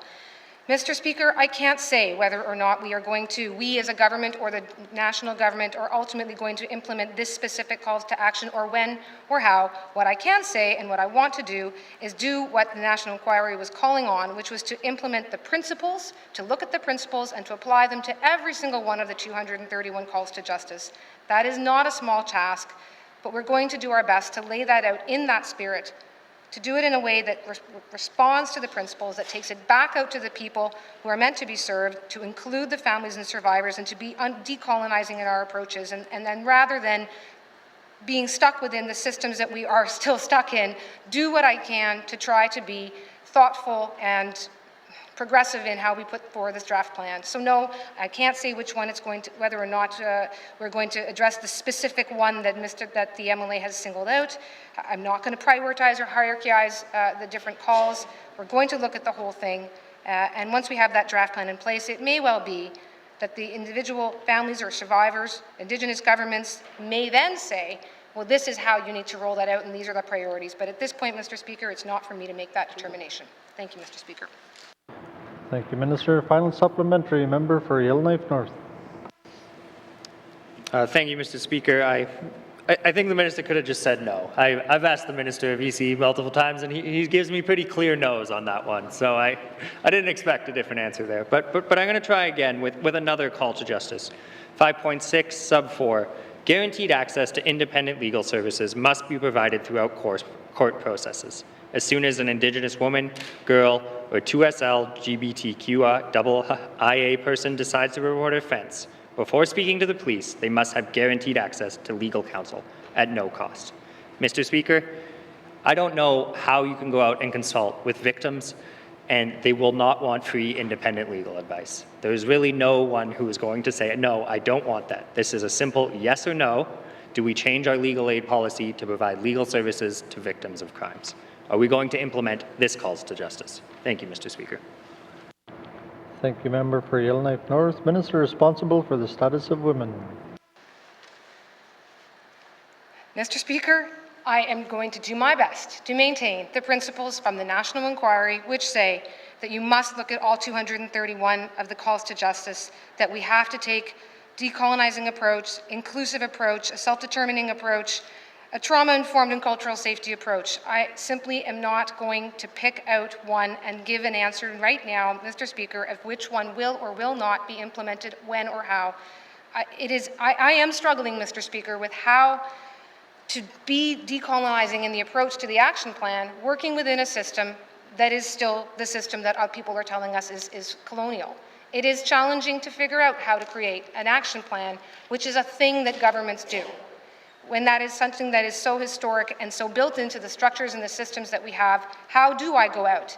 I'm sure that most survivors would like to have free legal advice. That seems self-evident. But as far as an action plan that is meaningful in a response to the National Inquiry and the totality of all 231 calls to justice, I am determined to try my best to go about differently how we create that draft plan, and that means not picking one out right now and not being premature about what that draft plan is going to look like or where one of the calls to justice is going to fall. Thank you, Mr. Speaker. Thank you, Minister. Oral questions, member for Hay River South. Thank you, Mr. Speaker. Mr. Speaker, in Hay River we have a housing issue. And so I'd like to ask the Minister of the Housing Corporation, when will we see a real plan to either put houses on the ground or some other solution to take care of a backlog wait list of those seeking housing? Thank you, Mr. Speaker. Thank you, member for Hay River South. Minister responsible for the Northwest Territories Housing Corporation. Thank you, Mr. Speaker. The Housing Corporation is right now looking at retrofits in our smaller communities and abandoned units that we could bring back up to living conditions. We have expedited our plan right now for the RCMP units, but those are market units that are not specifically for residents of the territory. We have also have a list of duplexes and units that are going up throughout the territory. I will have to provide that to the member. I don't have that information with me on hand. And also looking at the housing wait list, I'm working right now with my federal counterpart for Canada. We actually just had a conversation this afternoon, just before this session, and I'm quite optimistic about the outcome of that meeting, and I will keep my colleagues informed of the outcome of those discussions. Thank you, Mr. Speaker. Thank you, Minister. Oral questions, member for Hay River South. Mr. Speaker. Mr. Speaker, ever since the high-rise had the fire, what happened there was we ended up, I guess prior to that, the number of people that were considered homeless wasn't that great. However, since the fire and the closing of it, the number has substantially increased. And what this increase has done is cost this government between $10,000 to $15,000 per month per person to house them temporarily. So I guess I'd like to ask the minister is, there was a working group, and I'm just wondering if that working group is still, looking at potentially having the high-rise open, and where they are with respect to communication and working with the owner of the high-rise. Thank you, Mr. Speaker. Thank you, member for Hay River South. Minister responsible for housing. Thank you, Mr. Speaker. The last update that I did receive in regards to the high-rise in Hay River was that they did submit a application for co-investment to look at the deficiencies that are existing in the high-rise. There were a number of expectations to be met prior to that building being open. With that, I will provide the member with an updated status on where we are with the high-rise in Hay River. Merci. Thank you, Minister. Oral questions, member for Hay River South. Mr. Speaker. Mr. Speaker, I got elected here, I guess, by the constituents in Hay River South, but I'm also here to ensure that, people are provided, provide the opportunity to have housing and other services. And this isn't happening. And this has been going on with the Housing Corporation year after year. So I guess my issue here is that I don't see an end to it. So at some point, I'm going to have to ask the, the minister, what is it? Like, I need something concrete. Like, we keep hearing the same rhetoric, and we don't hear anything new. And we hear about the smaller communities. We hear something about the larger ones as well. But I need to be able to take something back to Hay River. So what can I take back to them to give them some hope that we're actually going to have some houses? Thank you, Mr. Speaker. Member for Hay River South, Minister responsible for housing. Thank you, Mr. Speaker. Our scheduled delivery, we don't have any expectations for Hay River for this year. I just want to, inform the member that we did address the homelessness issue in Hay River this year. For the COVID response, we did respond accordingly and dealt with the homelessness situation in the community as well.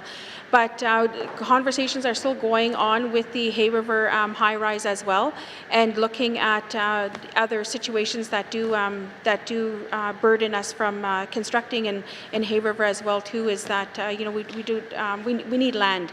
We need land to build, and in Hay River, it's quite challenging, to be honest. And looking at those opportunities going forward, those discussions are currently happening as well. And I do hear the member, like every other community and region as well too, that housing is quite significant.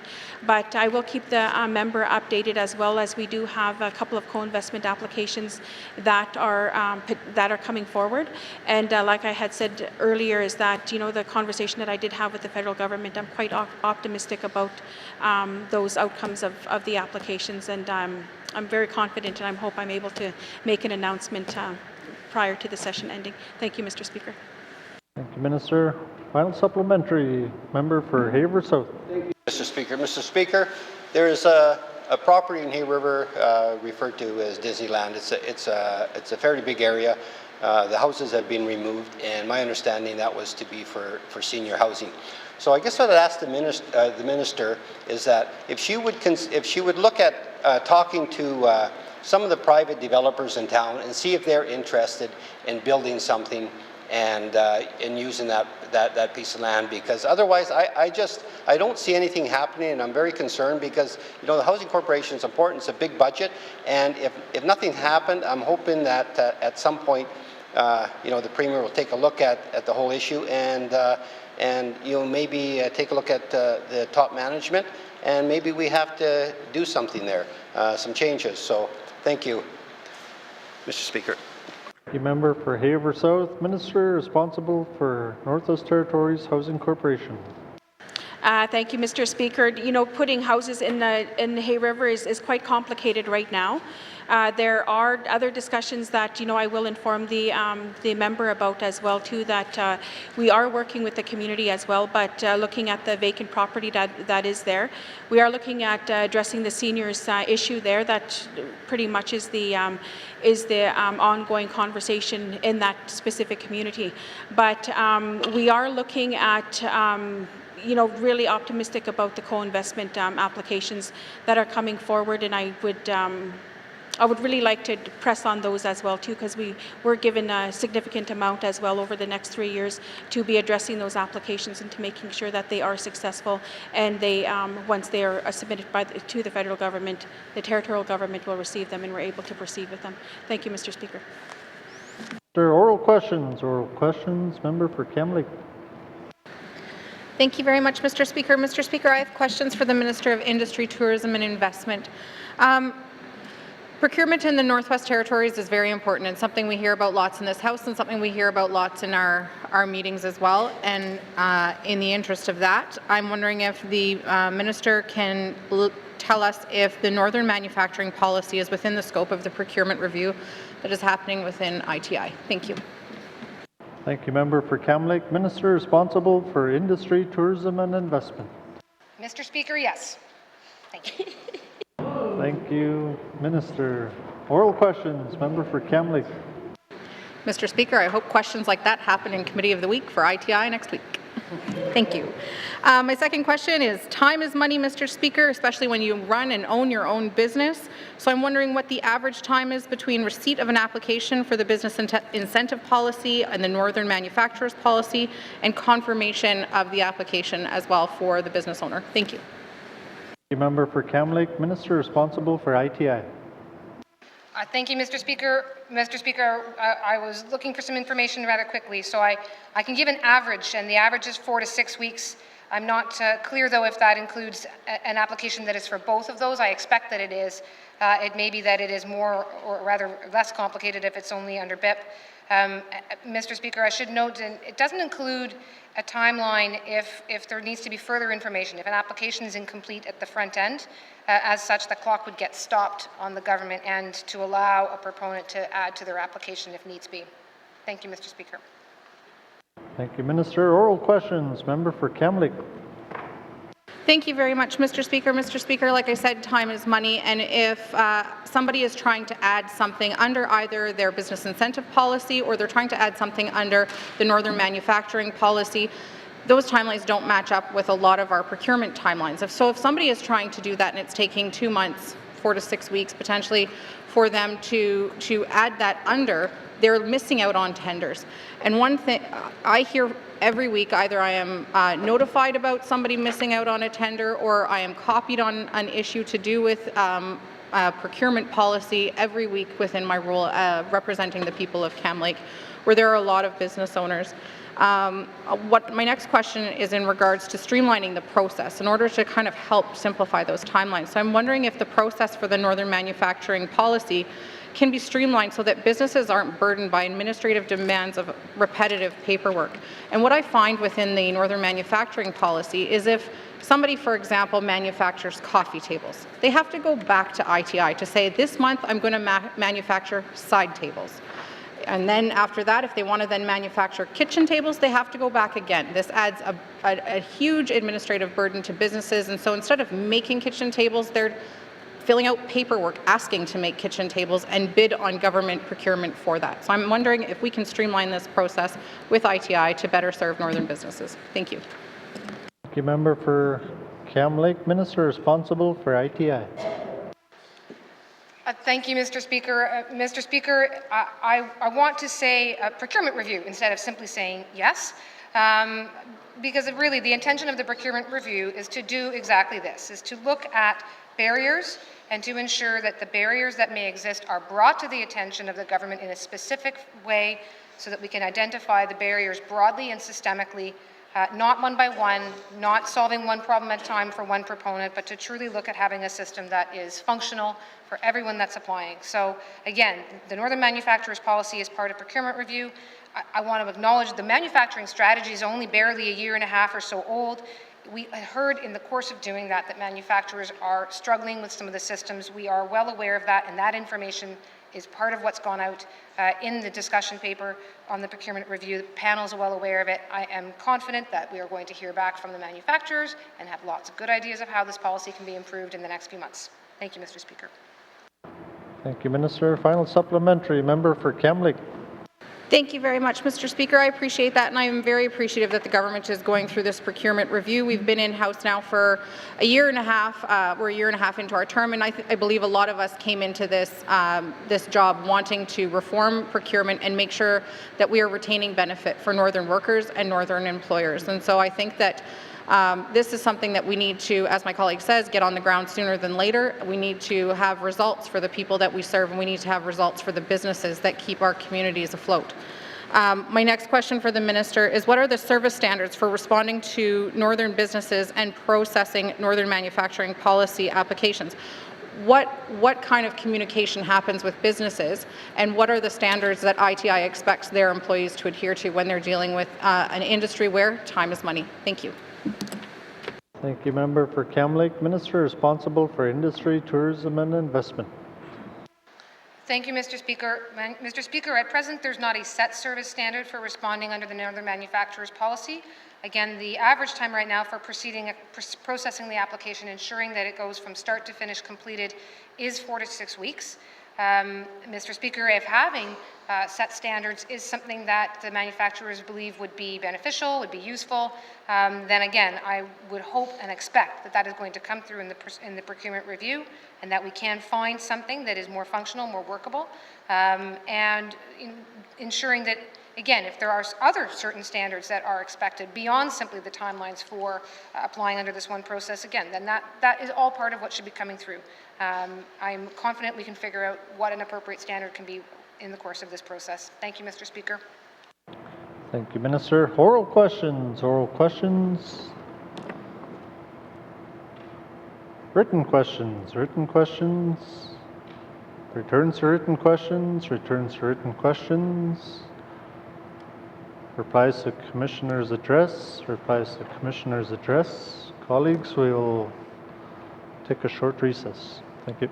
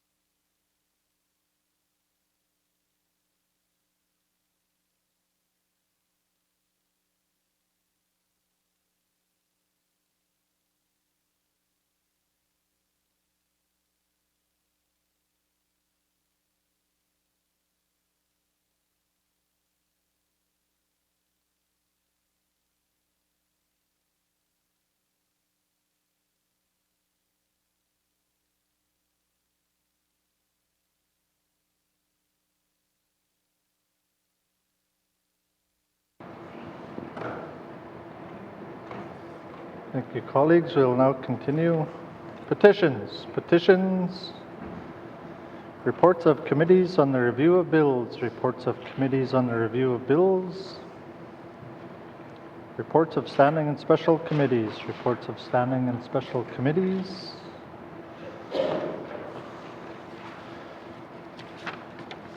Tabling of documents. Tabling of documents. Minister responsible for Health and Social Services.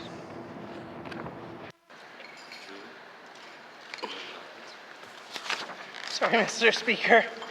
Mr. Speaker, I wish to table the following 4 documents.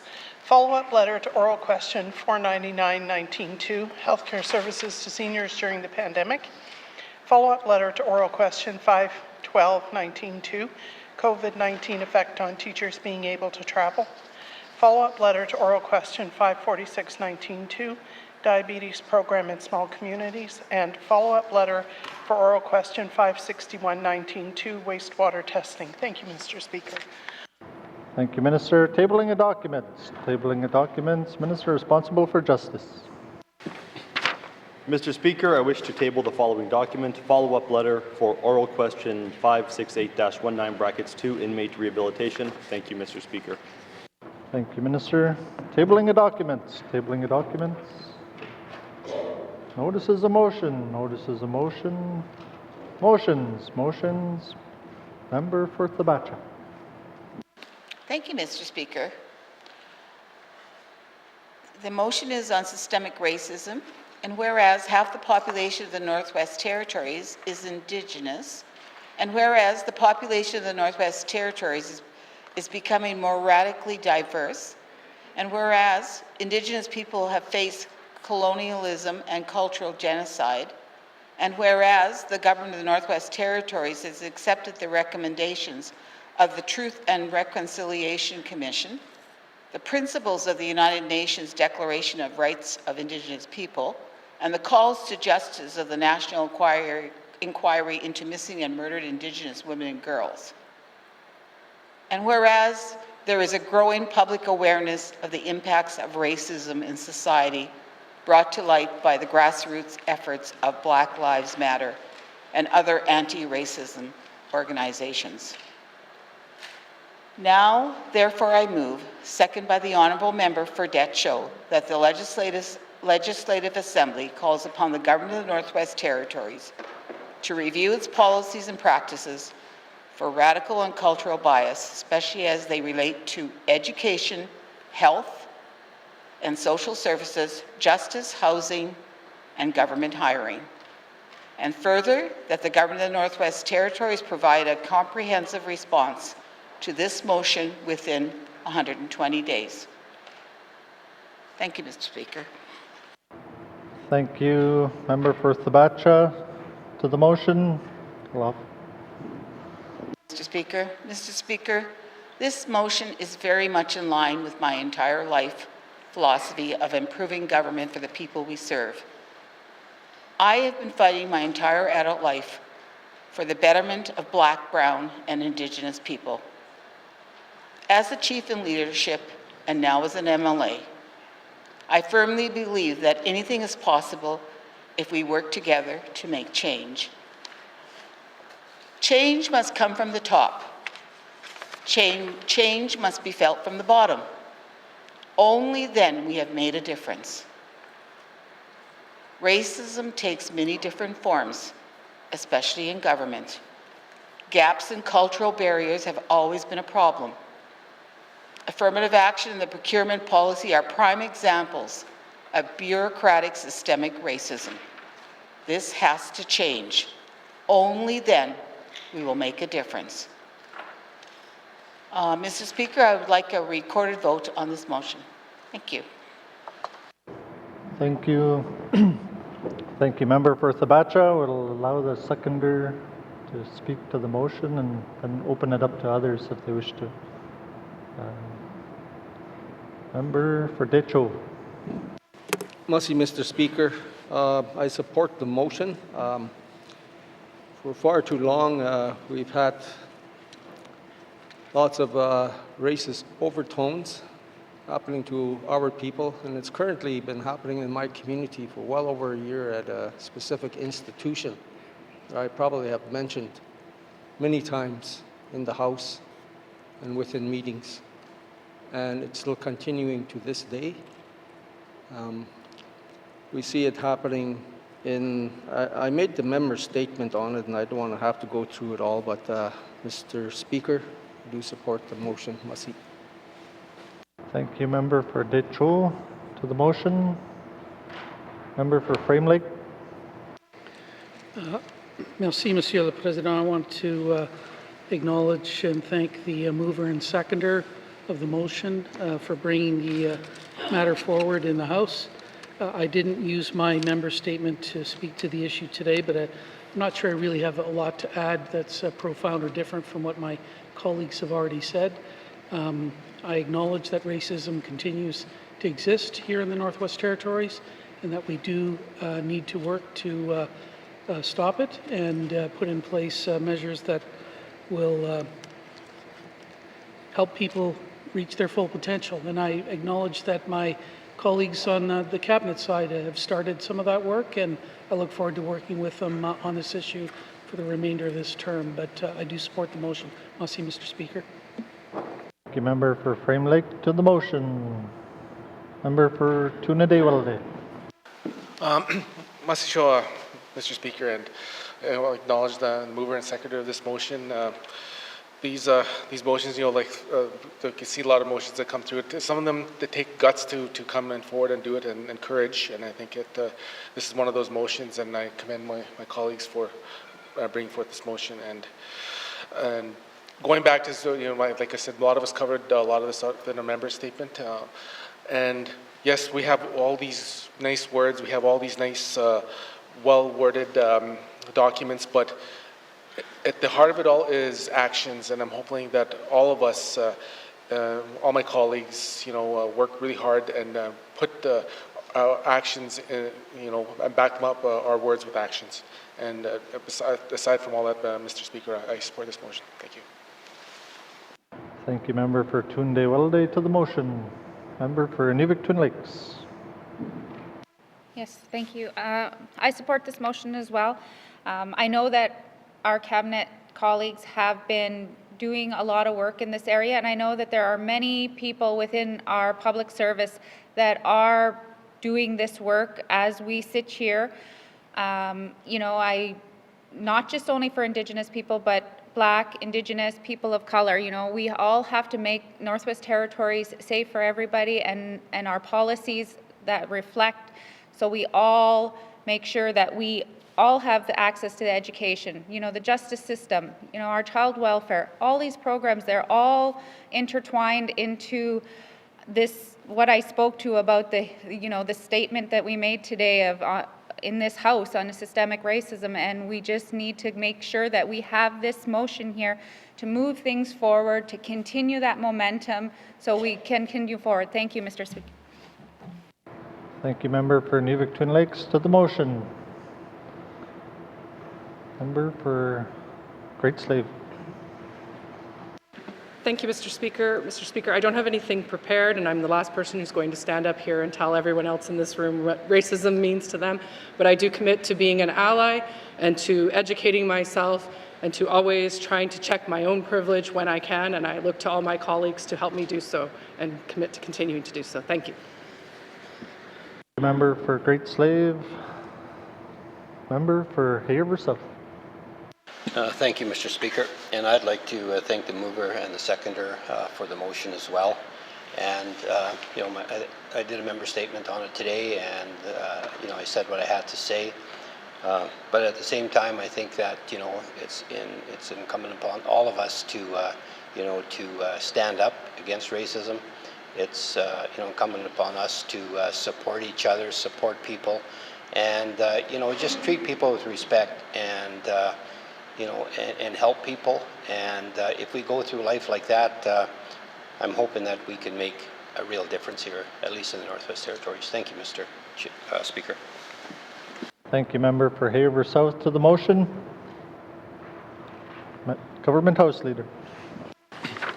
Mr. Speaker, this Cabinet and the Government of the Northwest Territories recognize and are committed to addressing systemic racism. As the Premier stated earlier today, we have a moral and ethical obligation to root out racism in our institutions. While there is much work already being done on this, we acknowledge that we have much more to do, both within government and society more broadly, and we're committed to doing that work. In our system of government, it is convention that Cabinet abstain from voting on recommendations to government, so we will be abstaining. However, Cabinet fully supports the principles behind this motion. Thank you, Mr. Speaker. Thank you. Thank you, Government House Leader. We'll allow the mover to do closing remarks if she wishes to. Member for Thabacha. Mr. Speaker, I think this motion is vital to improving how we deal with people of color, Black people, and Indigenous people. And I think that coming from the heart, I think that it's a very important motion, that we all have to recognize that things are not the way they should be all the time. Having a personal experience that happened to me on February the 1st, and I've never had that happen to me, and I never felt that way in all the years that, that I've lived in the Northwest Territories, because I've been very fortunate. But a lot of my, the people that I represent, especially the Indigenous people of Salt River and all the Indigenous organizations in the Northwest Territories, that's where you see the difference. And with that, Mr. Speaker, I want to thank you for giving me this opportunity to speak. Thank you. Thank you, member for Thabacha. Motion is in order. To the motion, the members requested a recorded vote. Question has been called. All those in favor, please rise. The member for Thabacha, the member for N.W.T, the member for Tunadé-Welladay, the member for Hay River South, the member for Great Slave, the member for Cam Lake, the member for Frame Lake, the member for Decho, the member for Yellowknife North, the member for Nuvik-Twin Lakes. All those opposed, please rise. All those abstaining, please rise. the member for Yellowknife South, the member for Rangelink, the member for Yellowknife Centre, the member for Nahende, the member for Sawtoo, the member for Inuvik-Boot Lake, the member for Hay River North.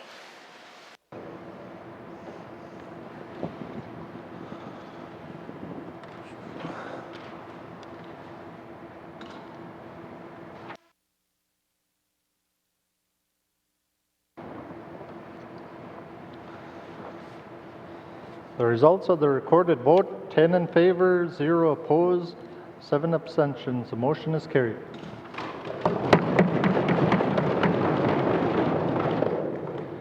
Motions. Motions. Notice is a motion for the first reading of bills. Notice is a motion for the first reading of bills. First reading of bills. First reading of bills. Second reading of bills. Second reading of bills. Consideration in committee of the whole of bills and other matters. Bill 3, Bill 12, Bill 13, Bill 14, Committee Report 8 and 9-19 brackets 2, Committee Report 10-19 brackets 2, Minister Statement 77-19 brackets 2, Table Document 165, 166, 167, and 286-19 brackets 2, with member for Inuvik-Boot Lake signature.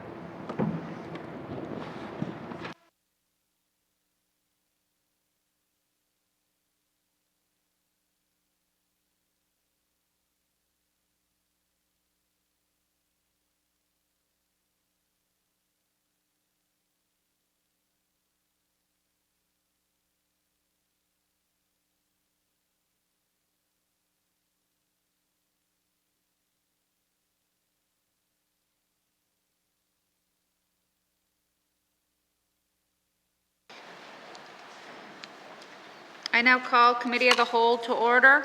What is the wish of committee, Mr. Norm? Once you show, Madam Chair, committee wishes to consider table document 286-19 bracket 2 main estimates 2021-2022 Department of Justice. Once you show. Committee agree? Thank you, committee. We will proceed with the first item. Committee, we have agreed to consider table document 286-19 2 main estimates 2021-2022. Does the Minister of Justice have any opening remarks? Yes, I do. Should I just take it away? Thank you. I'm here to present the 2021-2022 main estimates for the Department of Justice. Overall, the department's estimates propose an increase of $136,000 over main estimates 2020-2021. These estimates continue to support the mandate objectives for the Department of Justice while continuing to meet the N.W.T's fiscal objectives to prioritize responsible and strategic spending. Highlights of these proposed estimates: force growth funding of $877,000, including $99,000 to fund increased external counsel costs in the Office of the Children's Lawyer, $123,000 to fund increased inmate services costs being incurred at the North Slave Correctional Complex, $233,000 to hire 2 additional sheriff officers to address staffing shortfalls, and $422,000 for the Territorial Police Services Agreement to allow the staffing of 3 additional RCMP constable positions in Yellowknife. Initiative funding of $303,000 for the implementation of a community safety officer pilot program within an N.W.T community. This program will be developed by Indigenous peoples for Indigenous peoples. Funding sunsets of $1.424 million, including $20,000 that supported the activities related to the legalization of cannabis, $339,000 to defer the establishment of 2 legal counsel positions in support of the initiative approach to unauthorized and rights-based occupancy, federal funding of $316,000 from the Indigenous Justice Program Fund, and $749,000 from a framework for enhancing victim services agreements in the N.W.T. And other funding adjustments of $415,000, including $158,000 incremental investment under the Federal Gun and Gang Violence Action Fund, and $257,000 for the implementation of the Judicial Remuneration Commission report recommendations. These estimates continue to support the priorities of the 19th Legislative Assembly by allowing the department to work with the RCMP to ensure that all 33 communities in the Northwest Territories have policing priority action plans in place that are based on the specific needs of each community and are developed in partnership with community leadership, support community justice committees in the development of alternatives to the criminal justice system, such as diversion programs and community service and crime prevention programs, make ongoing improvements to corrections programming to address the root causes that lead an individual to crime, integrate Indigenous culture and traditions, and support inmate reintegration back into their community, and finalize the transition of the South Mackenzie Correctional Centre in Hay River to a therapeutic model to ensure that participants in the program have person-centered care and much-needed support to turn their lives around.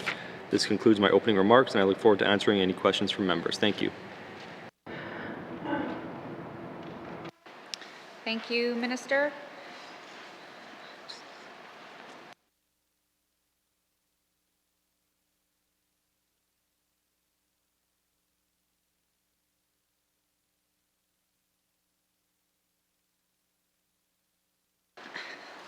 Sergeant at Arms, please escort the witnesses into the chamber.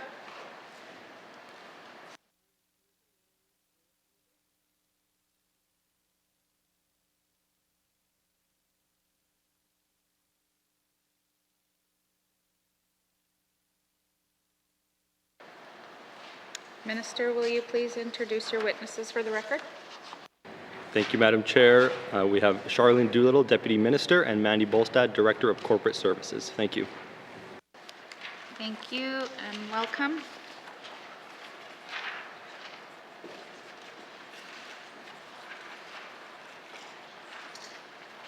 right.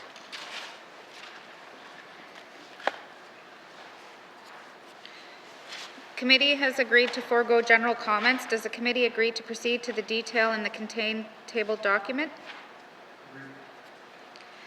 Committee, we will defer the departmental summary and review estimates by activity summary, beginning with community justice and policing, starting on page 274,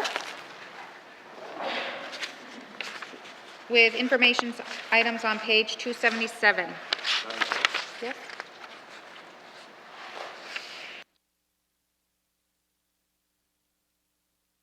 Minister? Thank you. So as we get into this, our first item is community justice and policing. And I just want to remind everyone that policing services is later on. So this is not the section to discuss RCMP. Thank you. Thank you, Minister. Member for Cam Lake. Thank you very much, Madam Chair. I promise not to discuss the RCMP. My first question is in regards to victim services. And I'm just wondering, there was a report that was published in November of 2020, the Victim Services Program Evaluation, and part of that, there was recommendations to the N.W.T, many of which requested items that would cost money, one of which was allocate additional resources for travel to outreach communities, and I'm noting that travel's gone down by about half. So is there a costed plan associated with the Victim Services Program Evaluation available from Department of Justice? Thank you. Thank you, Member. Minister. Thank you, Madam Chair. And some of those recommendations the department has already acted on, things like the travel. I can send it to the Deputy Minister for some more detail, though. Thank you. Thank you. Deputy Minister Doolittle. Madam Chair, we are currently working with our partners and our stakeholders to based on the recommendations coming forward, and that would include a costing action plan. We are also discussing this with the federal government, where we receive a lot of funds in this area. Yes, thank you, Madam Chair. We're currently working on that. Thank you, Deputy Minister. Member for Cam Lake. Thank you very much, Madam Chair. One of my concerns is that I think as I go through my other questions, there's a lot of we want to pull a lot out of this, but this page and the funds that go along with it have come down by about $600,000, and so we're wanting this section of justice to do a lot more with a lot less money and not the additional funds that we're looking for. So that is definitely a concern that I have, but I'm happy to know that the action plan is coming. If the action plan doesn't come with dollars from the federal government, is there room from Justice to move money around to accommodate that plan within this fiscal year. Thank you. Thank you. Minister? Thank you. And the member noted a decrease of about $600,000, and that's due to the sunsetting of the Victim Services Agreement. That's about $749,000. However, I believe we may have signed that, a new agreement. No, we are working on negotiating a new agreement, and it's we're confident that it's going forward. It's just a matter of time, but it was not ready for these main estimates. So that is in the works. There's limited money in Justice to move around.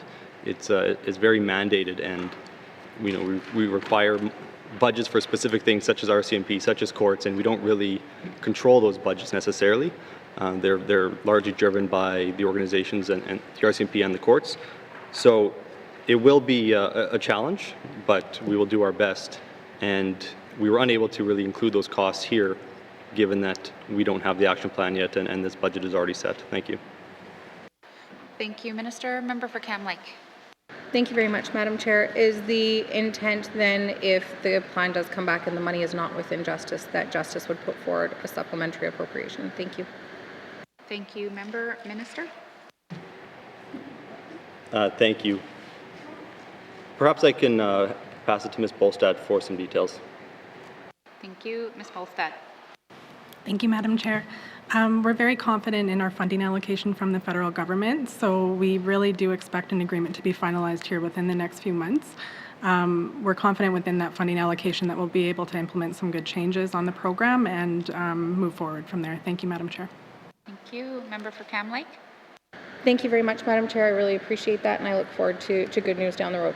My next question is in regards to the Integrated Case Management Program. I am 100% a supporter of this program. I believe it does very good things here in Yellowknife. That being said, it is located here in Yellowknife, and the good work that they do and the way that they serve clients would be wonderful if that could work its way throughout the Northwest Territories. And I have had multiple conversations on the floor of the House about the integrated service delivery model, or just the way of working for public servants within the Northwest Territories. And I understand from the Minister that there's a working group working on implementing some changes to the government. I'm wondering if that is going to cost money, and if so, will that also come out of this page of the budget? Thank you.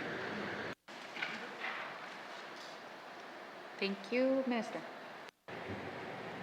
Thank you. So this is where the integrated service or integrated case management program is found, and what the member is referring to, I believe, is the integrated service delivery approach, which is an approach to not just delivering services, but delivering services, developing policies, developing legislation, and working together as a government as a whole for the benefit of the recipient of those services. Ideally, it shouldn't take more money to do things in a different way if it's just a culture shift. So we don't anticipate increased costs. However, government finds a way sometimes, and so perhaps there could be, but the work that we're doing in the coming year on that doesn't necessitate an increase right now. Thank you. Thank you, Minister. Member? Thank you very much, Madam Chair. Another program that I'm wondering about with my couple minutes here is Men's New Day program. The Minister and I recently had a conversation on the floor in regards to kind of the new look of the Men's New Day program, and I'm wondering if Men's New Day program funding currently sits under community justice, and if possible, what the budget line item is for that program. Thank you. Thank you. Minister of Justice. Thank you. Yeah, that's correct. This is the section where it is. I believe it's community justice projects. Sorry. You know what? How about I hand it over for this budget particulars to Ms. Bolstad. Thank you. Ms. Bolstad. Thank you, Madam Chair. The line above under program detail that says protection against family violence has a budget of $543,000 for 21-22. $292,000 of that is for the Men's Healing Program. Thank you, Madam Chair. Thank you. Member for Cam Lake. Thank you very much, Madam Chair. One of the conversations I had with the Minister on the floor was that the Department of Justice was looking at making this an application-based programs where communities would be able to design a program that works for them. And so given that this really is a prevention program and that justice deals largely with corrections kind of downstream. I'm wondering if the minister is having conversations with the Minister of Health and Social Services to move this program upstream to Health and Social Services. Thank you. Thank you. Member, Minister of Justice. Thank you, Madam Chair, and the member brings up a good point. The New Day program has been in justice for, I believe it's about 7 years now, and we've had a couple reviews of the 2 different iterations of the program, and neither of them showed that we are doing exceptionally well. And I think that part of that is due to the fact that it's not really a program that justice traditionally delivers. It is more of a community wellness program, and that's not necessarily Justice's forte. They do many things very well, but these types of programs, they require some sort of clinical oversight. There's counseling aspects to it, and so perhaps Justice isn't the place for it to be. And so I've started having those conversations to determine if there is a better location, perhaps with some more expertise. I think that the takeaway is that this government is committed to delivering men's healing, and we want to make sure we do it in the best way possible, in the most effective way possible. Thank you. Thank you, Minister. Are there any further comments or questions under Community Justice and Policing? Member for Great Slave. Thank you, Madam Chair. Madam Chair, I'm looking at the line item on 276, the gun and gang strategy, and noting that it is a new program that has started. I'm assuming that's why there's no actuals for 2019, 2020. Given that the conditions in our jail, or we have been hearing over the last while that this is leading to increased gang activity in the Northwest Territories as Southerners are in our jails with Northern people and are using that almost, I guess, as a recruitment location. Could the minister speak a bit to, is this enough money? Do we think, I noticed we do have an $150,000 increase this year. Do we see this as needing to be increased over the coming years, or will we see results from it allowing it to sort of almost work itself out? Thank you, Madam Chair. Thank you. Member, Minister of Justice. Thank you, and this is federal money behind, and there really is a federal push for this, and perhaps it's not as relevant as it might be in some other jurisdictions, but the member makes some good points about how perhaps it's becoming more relevant. My Deputy Minister can provide some more detail on this. Thank you. Thank you. Deputy Minister Doolittle. Thank you, Madam Chair. The University of Alberta has been contracted to research and develop this guns and gang strategy with the support from this fund. The research completed to date has and will inform how we target community-based interventions for youth. So this is prevention activities. We've had over 14 school-based presentations completed. These include presentations from Michael Bull Roberts, a former gang member who shares his story of turning his life around. At the end of January 2021, a request was sent to all communities calling for proposals to fund projects prior to the end of this fiscal year. Thank you, Madam Chair. Thank you, Deputy Minister. Member for Great Slave. I think that's great, and I'm really glad to hear it's more of a prevention issue versus a reaction to things that are happening. But I just through corrections, people have heard about that recruitment and the increase of Southern gangs, and why I know is it's just that they're coming from the region in which I grew up, so I've just maybe been more live to it. I'd just like to speak to the contribution to the YWCA of Yellowknife, the $105,000. Could the minister confirm, is that's the money that is used for the EPOs, or is that another line item? Thank you, Madam Chair. Thank you. Member, Minister of Justice. Thank you. The member is correct. Thank you. Member for Great Slave. Thank you, Madam Chair. So I have been hearing, or as I'm listening to a sort of the national dialogue that there and the status of women, that there seems to appear to be an increase, or we are expecting an increase in family violence, intimate partner violence, domestic violence as COVID continues.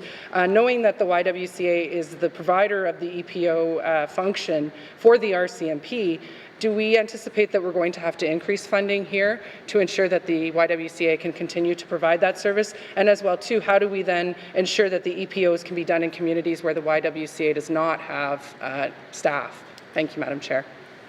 Thank you. Member, Minister? Thank you. And the EPOs can be done over the phone, so someone doesn't have to physically present. I can ask perhaps Ms. Bolstad for some details on the monetary aspects of this. Thank you. Ms. Bolstad? Thank you, Madam Chair. We currently aren't aware of a funding increase need there that's been identified, but if there was one, they would be communicating with the Community Justice and Policing Division and would be raising that as part of the business planning process. Thank you, Madam Chair. Thank you. Member for Great Slave. Thank you, Madam Chair. Maybe the Minister can comment then on outreach to the YWCA to sort of maybe feel this one out. I feel like this could potentially be an area where it won't be noticed until it's already being incurred by them. I'm not sure how far ahead they are at times in being able to come and say, we see this as an uptake or an uptick. They have a new ED, she's great, no comment there, but just curious to know what the department is doing to be proactive, to reach out, I guess, to all of their NGOs and their groups they liaise with regarding the potential increase for domestic violence and intimate violence situations. Thank you. Thank you. Member Minister? Thank you, Madam Chair. Perhaps I can ask the Deputy Minister to respond. Deputy Minister Doolittle?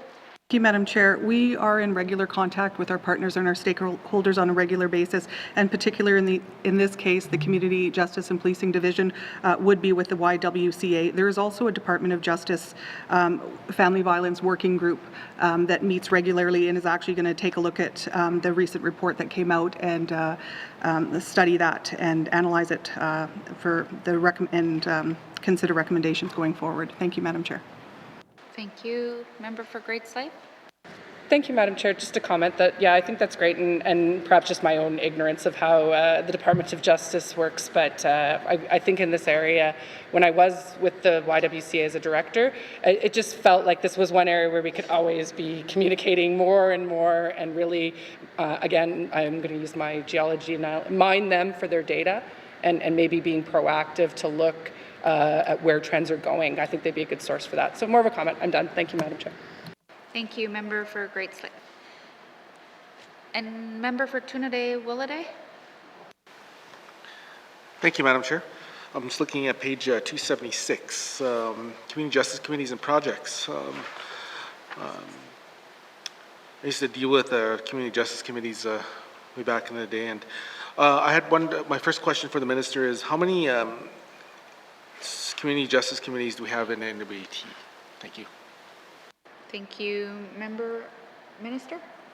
Thank you. I'll ask the Deputy Minister for an exact figure. Thank you. Thank you. Deputy Minister Doolittle. Thank you, Madam Chair. So far in 2021, we have 30 communities that access funding for community justice programs. We have 3 that have not, but we are in regular communication with them, encouraging discussion of tapping into this funding. Thank you, Madam Chair. Thank you. Member for Trinidad-Willowday. Madam Chair, thank you for that answer, and I kind of was going in this direction. I know that a lot of community justice committees and boards as such, they're really tough to staff. So I'm just wondering if there has, ask the Minister, is there a lot of vacancies in these the committees that we just mentioned? Thank you. Thank you. Member Minister? Thank you for that detail. I'll ask the Deputy Minister as well. Thank you. Deputy Minister Doolittle.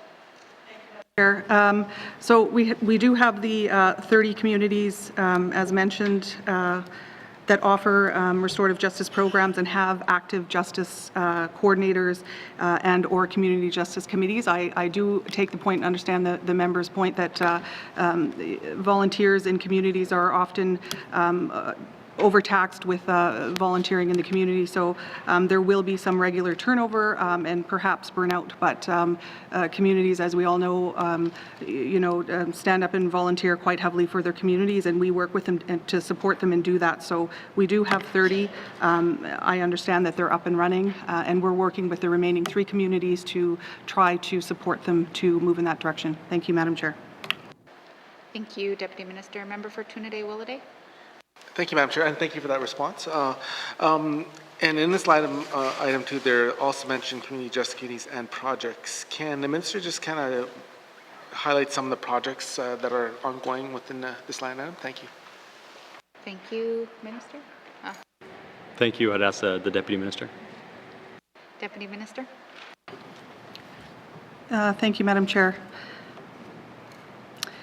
We have received incremental funding under the Indigenous Justice Program for 2021. Some of those programs will be purchasing laptops to develop a delivery of series of web services to justice coordinators and their committee members, so some training there and easier to do it in the current situation that we're in. We have some money for a pilot program for the development of a restorative process to address intimate partner violence, as well as the development of a case management software for community justice program to improve their data collection. Thank you, Madam Chair.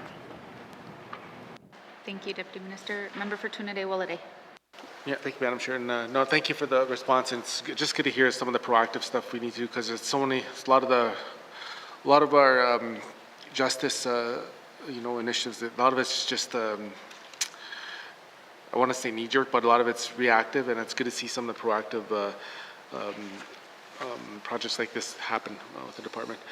I did have another question here too, just moving on to this other line with the victim assistance support projects. Can the minister just briefly describe what that line item covers? Thank you. Thank you, Member Minister. Thank you. Perhaps I can ask the Deputy Minister for detail on that. Thank you. Deputy Minister. Victim Services contribution. Thank you. Member for Tune-Day-Willowday. Okay, no, thank you, Madam Chair. No, that's, I guess that was kind of misleading the way I read it, so no, that's good. Thank you for that response. I don't have anything further at this time. Thank you. Thank you. Are there any other members who have questions under community justice and policing? Member for Frame Lake.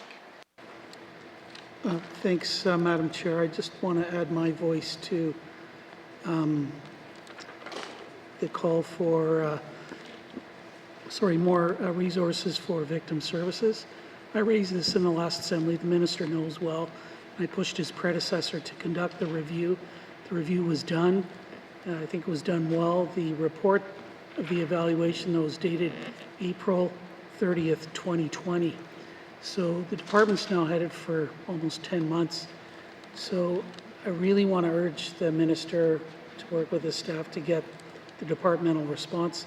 I know the response came in, or the evaluation report came in during the pandemic, but I really want to encourage that the department develop a full response, and a costed one, as was mentioned by the Deputy Minister, I guess, and get the resources for the people that carry out that really critical service. So yeah, please move it forward. I'm happy to consider a supplementary appropriation if necessary, but those people do completely thankless work, and we need to resource that service properly. Thanks, Madam Chair. Thank you, Member Minister. Thank you. And I've had this discussion with the department very soon after I took this file. I think the member knows that I like costed plans with timelines, and so I've asked the department to go ahead and do that work. So we hope to have something in the near future. Thank you. Thank you. Member for Frame Lake. Yeah, no, thanks, Madam Chair, and thanks to the Minister and his staff. And I'll probably be asking about the status of it in May, June, so just a little heads up. Thank you. That's all I've got. Thanks, Madam Chair. Thank you. Member for Hay River South. Thank you, Madam Chair. On page 276, Community Justice Committees and Projects, what percentage of that money stays in Yellowknife, and what percentage goes to the communities? Thank you, Madam Chair. Thank you. Minister? Thank you. I think Ms. Bolstad might have that breakdown. Thank you. Thank you. Ms. Bolstad? Thank you, Madam Chair. The Yellowknife contribution from that is $129,000. The remainder goes to communities. Thank you, Madam Chair. Thank you. Member for Hay River South. Thank you, Madam Chair. That's good to see that it's we've got a good amount of money going out in the communities. With respect to the projects, is there anything specific that works better than anything else in there? Thank you, Madam Chair. Thank you. Minister? Thank you.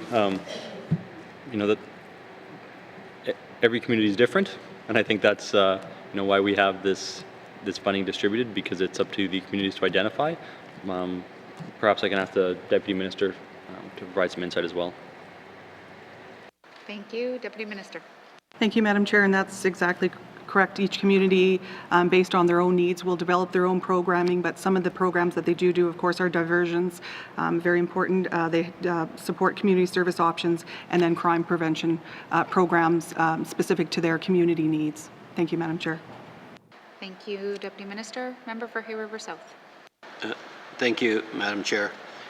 With respect to victims assistance support projects, what percentage of that stays in Yellowknife and what percentage goes out to communities? Thank you. Thank you, Minister. Thank you. Ms. Bolstad can answer. Thank you. Ms. Bolstad. Thank you, Madam Chair. Of that amount, 220,000 goes to Yellowknife-based victim services workers. The remainder goes out to our other victim services organizations. Thank you, Madam Chair. Thank you. Member for Hay River South. That'll be all for now. Thank you. Okay. Thank you. Are there any further questions under Community Justice and Policing?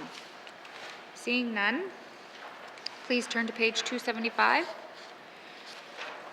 Justice, Community Justice and Policing Operations Expenditures Summary 2021-2022 main estimates $5,990,000. Does committee agree?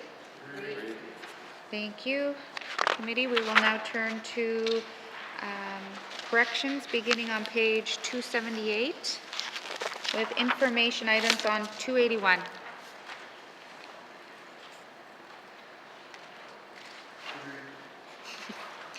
Questions to corrections?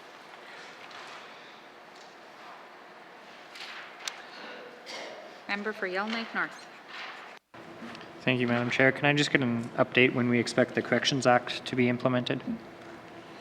Thank you. Minister? Thank you. We're aiming for summer. Thank you, Minister. Member for Yellowknife North? Thank you, Madam Chair. Glad to hear we're still on track. Look forward to that.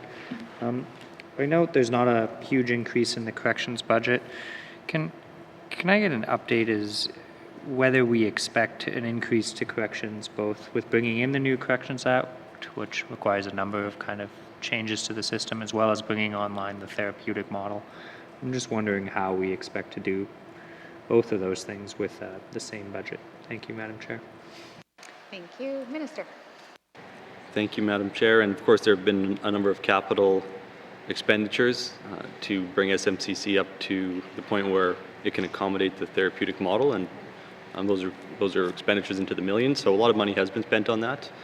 The transition to the new Corrections Act will require additional training, and perhaps I can ask Ms. Bolstad for some details on how we expect to pay for that. Thank you. Thank you. Ms. Bolstad? Thank you, Madam Chair. Currently, we're assessing that the corrections training budget is going to be sufficient to cover the one-time training for the Corrections Act implementation, as well as our therapeutic community transition. Thank you, Madam Chair. Thank you. Member for Yellowknife North? Thank you, Madam Chair. I think corrections is probably one of those areas that, always gets kind of thought of and last for money. But yeah, I guess to me, it's not just the training under the Corrections Act and the work under the therapeutic model. I don't really understand how we can do that without increased money for programming. There's a number of things, I think, to truly bring the Corrections Act online in the way it was intended.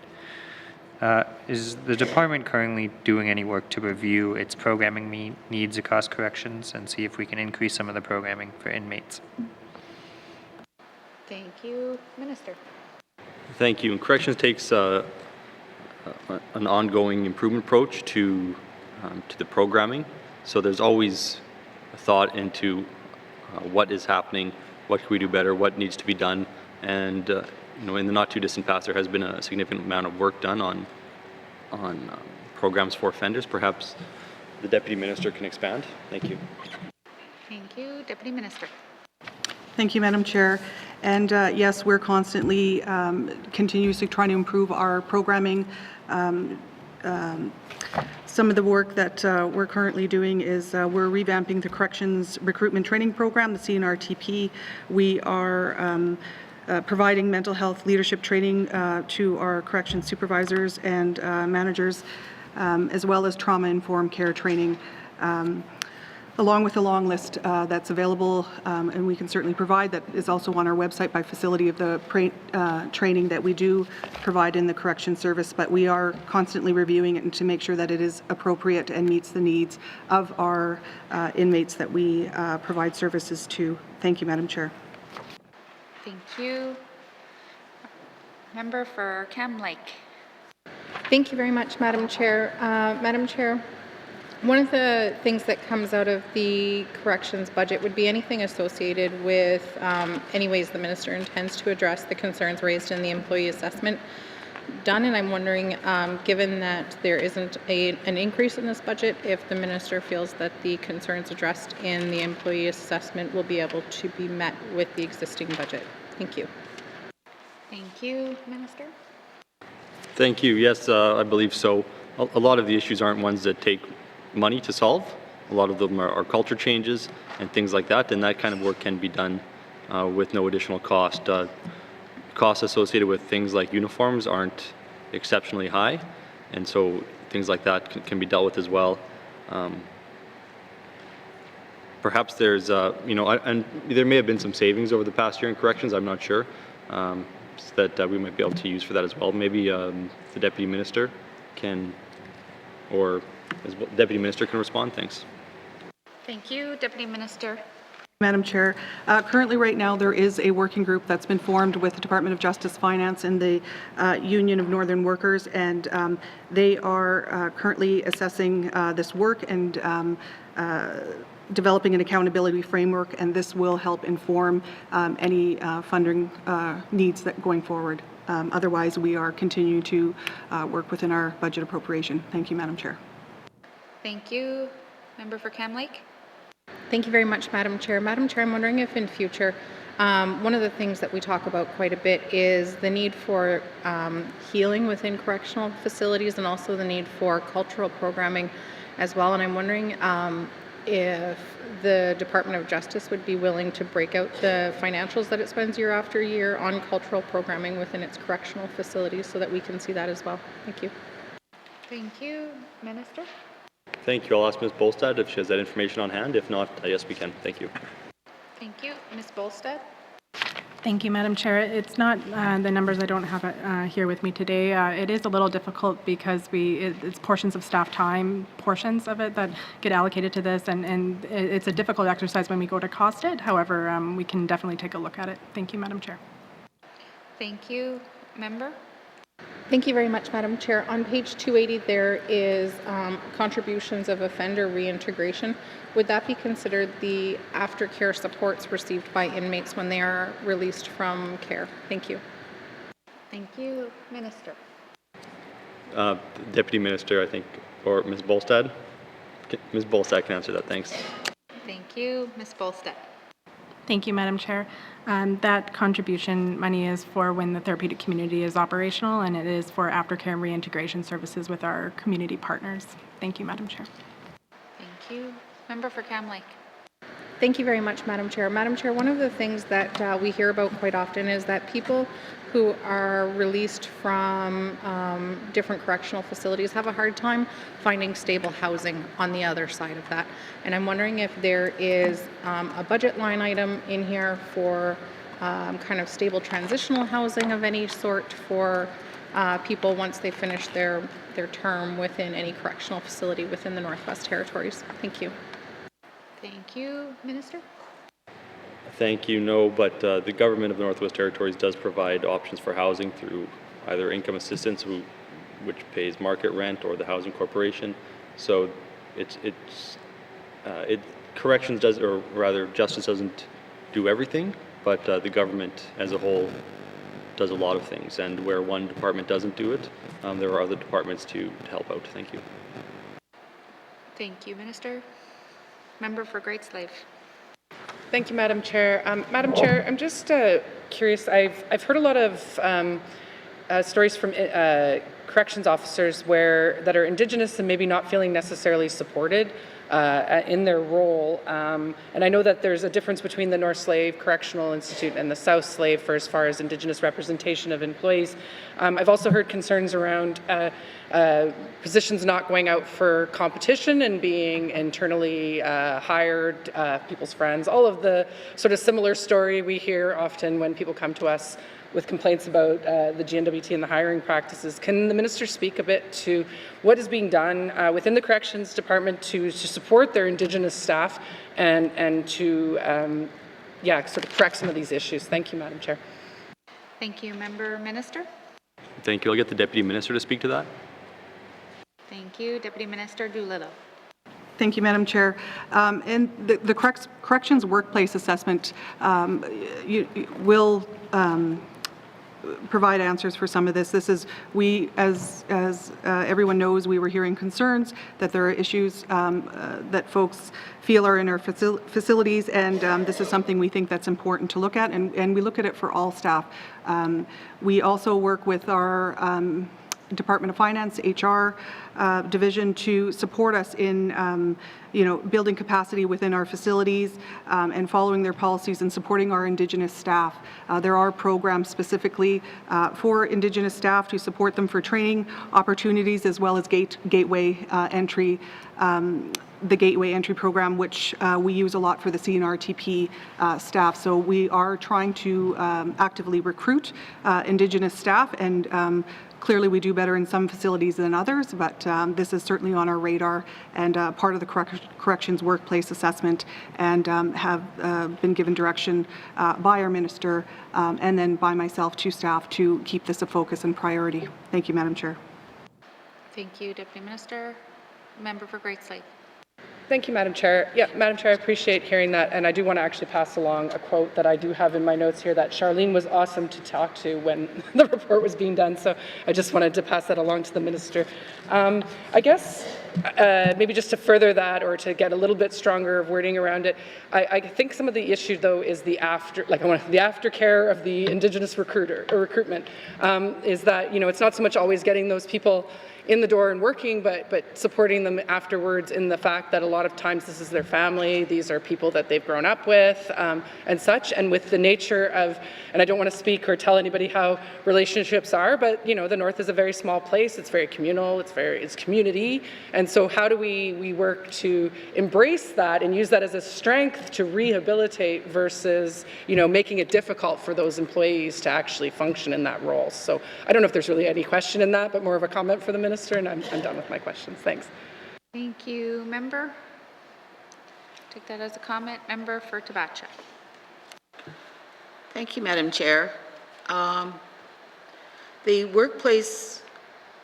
Correction Workplace Assessment was a positive document. I want to commend the Minister and the Justice staff for acting on it very quickly. All the changes that happened in Fort Smith is all positive. People are very enthused, and I want to ensure that you pass that on to your staff. I think the way that it was handled, because I was the one who brought this whole thing up in the first place, and I think when positive change happens, and employees are now extremely happy they actually went and gave a statement and felt safe with that. I think when that happens, your job is done. And I always believe that leadership at the top, and when it's felt at the bottom, then the leadership is good.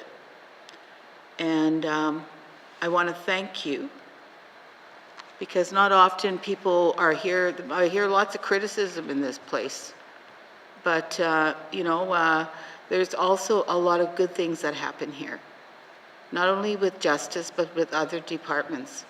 And I want to thank you for taking such fast action on this whole file. And I want to thank your Deputy Minister and their staff, because I think that it takes a whole team to make change. And I don't have no questions for you today. I just want to tell you that you did a great job. Thank you so much. Thank you, Member for Tabacha. Member for Tuna de Willade. Thank you, Madam Chair. Just looking at page 279. One thing I had a question about is this CNRTP, the Corrections Northern Recruitment Training Program. From what I've heard so far, it's been a pretty good program to keep staffing levels up in that area. My question for the minister is, where is this training program primarily held? Is it just in Yellowknife, or is it held in places like Inuvik or Fort Smith or Hay River? Thank you. Thank you, Member. Minister? Thank you. For some detail on the program and maybe some of the changes and the renewed focus on it, I can ask the Deputy Minister to elaborate. Thank you. Deputy Minister? Thank you, Madam Chair. So we recruit for each facility. So if the staff in the department pay very close attention to the needs for staffing in the facilities, and if there's a need in Fort Smith, they will hold a CNRTP program in Fort Smith. If there's a need in NSCC and Yellowknife, they'll do one there. So they keep track of that, and I believe there's at least one held each year, and they'll often do regional recruitment as well. So you get local people working in the local facilities and know folks who know the community better. So thank you, Madam Chair. Thank you, Deputy Minister. Member for Tuna de Willade. Thank you, Madam Chair. Thank you for that response. I guess the next question is, like as in with any program, when you recruit, you're going to have some turnover and stuff. So I just want to get a sense of what the success is and what the retention rates are for this program. Thank you. Thank you. Minister? Thank you. I know we have a lot of corrections officers with very long careers, a lot of local people. There is a lot of turnover happening in that we have a lot of people ready to retire and who are retiring, and they're of that age. I'm not sure about this particular people who went through this program and started working with corrections. I'm not sure if we have that information on hand. The Deputy Minister might be able to offer something. I'm not sure. Madam Chair. Thank you, Minister. Deputy Minister? Thank you, Madam Chair. We don't have that information on hand, but there can be significant turnover in this area because this is a focused training program, and then these staff with their security expertise and experience are then highly recruited by, perhaps the mining industry because they have that specific training in the north and focused on security. So we do have some turnover, but then, as the Minister mentioned, we have some very long-time staff who provide significant experience in the facilities that they work in. Thank you, Madam Chair. Thank you. Member for Tuna de Willade. Thank you, Madam Chair, and thank you again for that response. I'll just leave this with a comment, but oh, another 10 minutes, great. No, like I said, this is like one of those, when we in our committees we say our morning prayers and stuff. I always say, we always should look up, say prayers for people, our staff and our public service that put themselves in harm's way. And this is one of them. I've done it myself. It's a dangerous job, and people just don't realize how, with the corrections doesn't stop. It's a 24/7 operation. You always have to be alert. You always have to be, in it all the time, and it's all about, like I said, as my colleague from Tobacha said, is that you have to look out for each other, work as a team, and I think this is one of those ones that do that. So again, good job. I wanted to say, I'm forever thankful for those guys, for that crew. So like I said, I've been there before. So I'm gonna leave that as a comment. Thank you. Any further comments, questions? Seeing none, please turn to page 279. Justice Corrections Operations Expenditure Summary, 2021-2022 main estimates, $38,574,000. Does committee agree?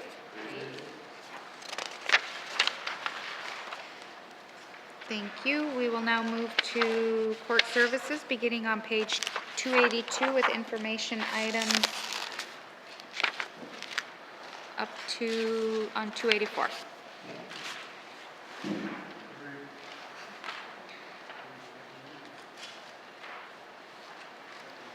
Questions for court services? No questions for court services? Seeing no questions for court services, I will please turn to page 283. Court services, operation expenditure summary, 2021-2022 main estimates, $14,759,000. Does committee agree? Agreed. Thank you, committee.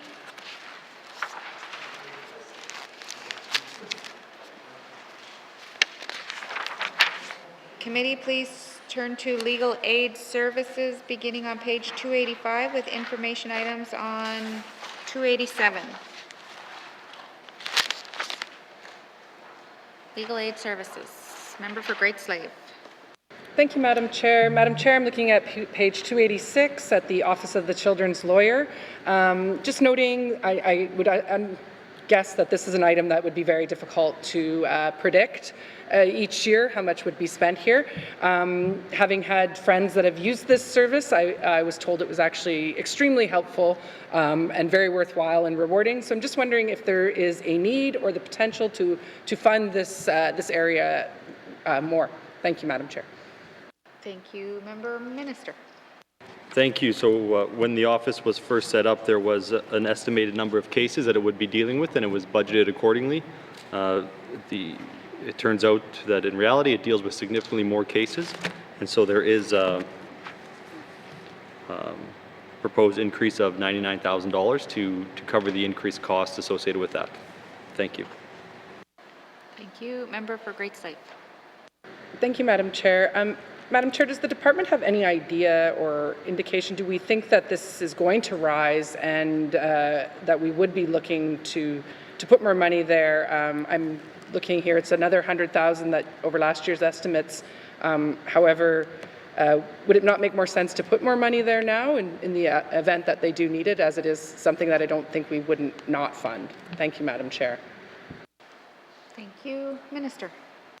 Thank you, and I agree that it's probably not something we would just not fund, but based on our experiences, the $99,000 should be sufficient to cover the costs that we expect in the coming years. So it is based on experience, whereas the first number was really based on a guess. Thank you. Thank you. Member for Great Slave. Thank you, Madam Chair. That gives me more confidence than other times where it was in other departments were like, well, we've just put this number there. So I'm glad to hear it's a good, solid estimate. I'm just looking at the legal aid clinics and the legal aid commission, and I would assume that the legal aid clinics is the line item that covers the $3.2 million that covers the actual provision of legal aid services to residents. What mechanism do people have to go back and if they should have found that they weren't given good legal aid services or advice? Is there a mechanism for them to then recoup that or have some help further with the subsequent costs that they incurred as a result? Thank you. Thank you. Minister. Thank you. My Deputy Minister has some experience with legal aid. Perhaps she can take this. Thank you. Thank you. Deputy Minister. Thank you, Madam Chair. So there are appeals processes, appeals that clients can take to the Commission, and the Commission will hear those appeals and make an appropriate decision as well.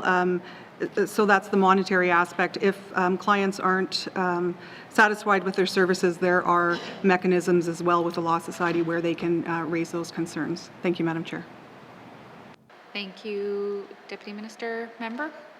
Thank you, Madam Chair. Madam Chair, I'm just looking at the court workers line item and noting that we do have the actuals for 2019-2020. We're at $894,000, but have gone up now in the last 2 years to $1.24 million on page 286. So maybe could the Minister speak to what that increase reflects, and is that just more positions within the court, and maybe where those positions lie? Thank you. Thank you. Member Minister. Thank you. For some of the variation between the 2019-20 actuals and the current budget, I can ask Ms. Bolstad. Thank you. Thank you, Minister. Ms. Bolstad. Thank you, Madam Chair. There was collective bargaining increases between the 1920 and 2021, so between those actuals. In addition, we did receive an additional court worker position under our federal funding agreements under Access to Justice for the outreach clinic, so that grew that budget as well. For the position breakdown for court workers, we have 1 in Inuvik, 1 in Fort Simpson, 4 in Yellowknife, 1 in Norman Wells, 1 in Fort Smith, 1 in Hay River, and 1 in Bay Choco. Thank you, Madam Chair. Thank you. Member for Great Slave. Thank you, Madam Chair. I'm good. Thank you. Member for Cam Lake. Thank you, Madam Chair. The member for Great Slave covered off most of my questions. While we're here, I'm wondering if the minister can speak to the difference in roughly $1 million between 2019-2020 actuals and there's about $1 million difference where the budget has come down. And I'm wondering why the budget changed so drastically between 2019-2020 and 2021-2022 for Legal Aid Commission. Thank you. Thank you. Minister?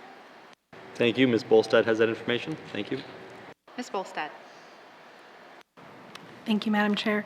The Legal Aid Commission fluctuates significantly based on the number of vacancies in staff lawyers and then the use of private bar as well. So where we have maybe partial year vacancies or a higher need for panel lawyers, the Legal Aid Commission expenditures go up. And then the legal aid clinics where our lawyers are staffed will usually compensate for it, but it is really dependent on cases and the number that they have in that year. Thank you, Madam Chair. Thank you. Member for Cam Lake. Thank you very much, Madam Chair. How many vacancies are currently in the Legal Aid Commission? Thank you. Thank you. Minister? Thank you. I'm not sure if we have that information. Perhaps the Deputy Minister can offer some advice. Thanks. Thank you. Deputy Minister. Thank you, Madam Chair. I believe we are close to fully staffed, but we can provide that information and confirm that. Thank you, Madam Chair. Thank you. Member for Cam Lake. Thank you very much, Madam Chair. And I've had this conversation with the minister before, just about concerns of making sure that N.W.T residents are able to have the same lawyer all the way through their legal aid needs and the consistency that provides. And so I appreciate that information. Thank you.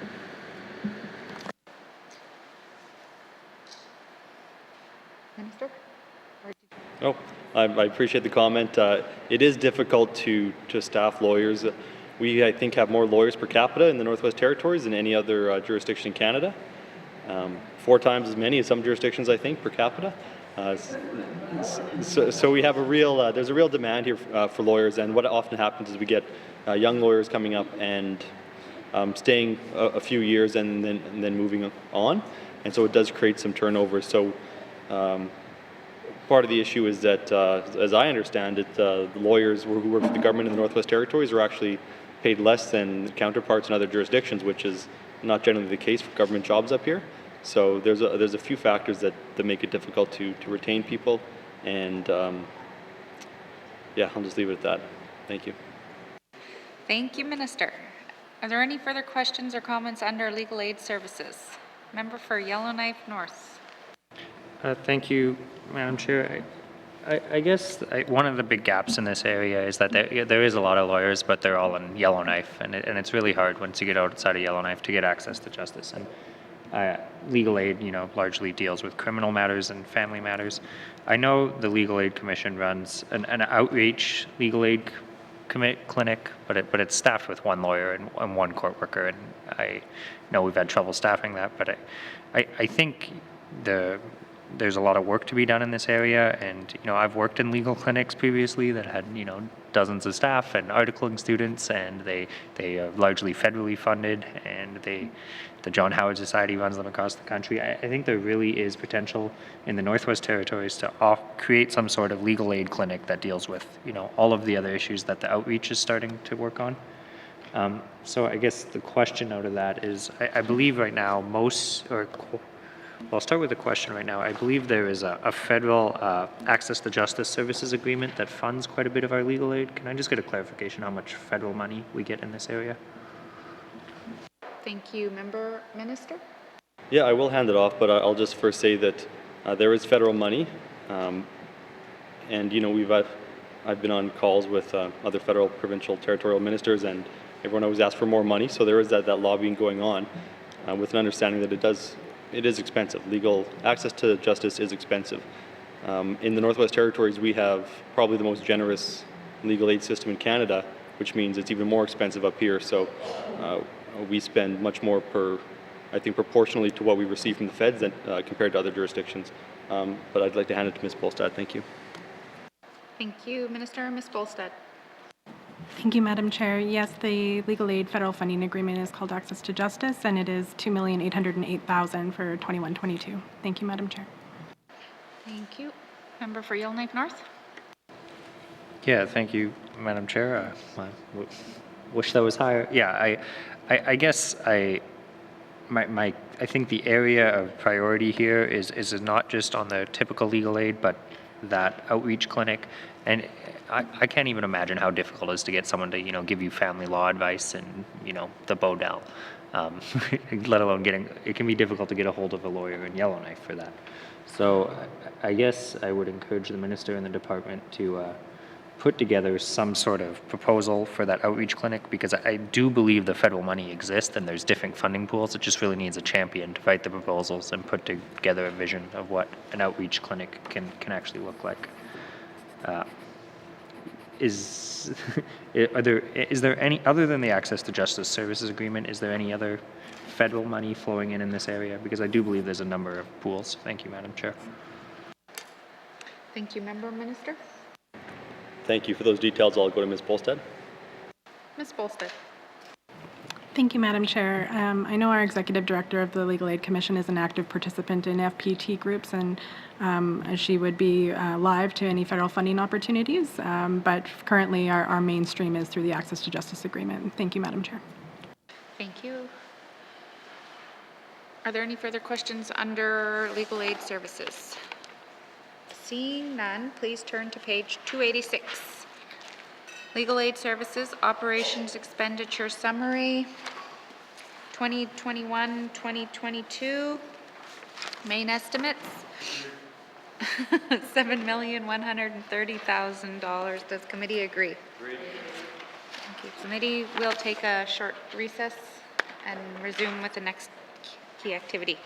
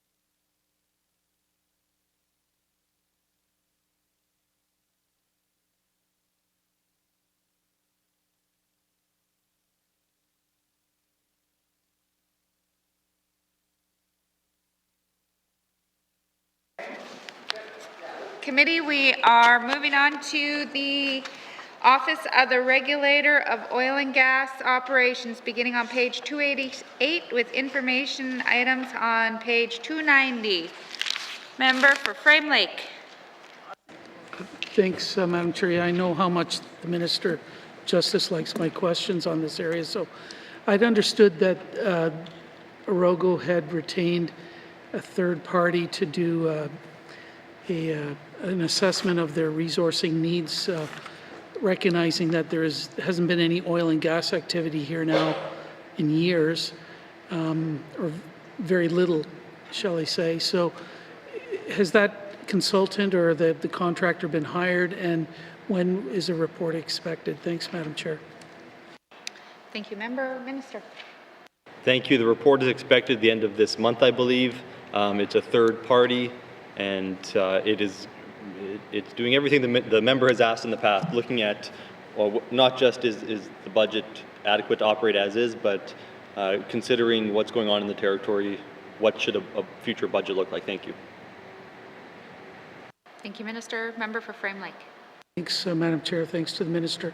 Is the Minister going to share that report with the Standing Committee on Economic Development and Environment? Thanks, Madam Chair. Thank you, Member. Minister. Yep, I can share that. Thank you.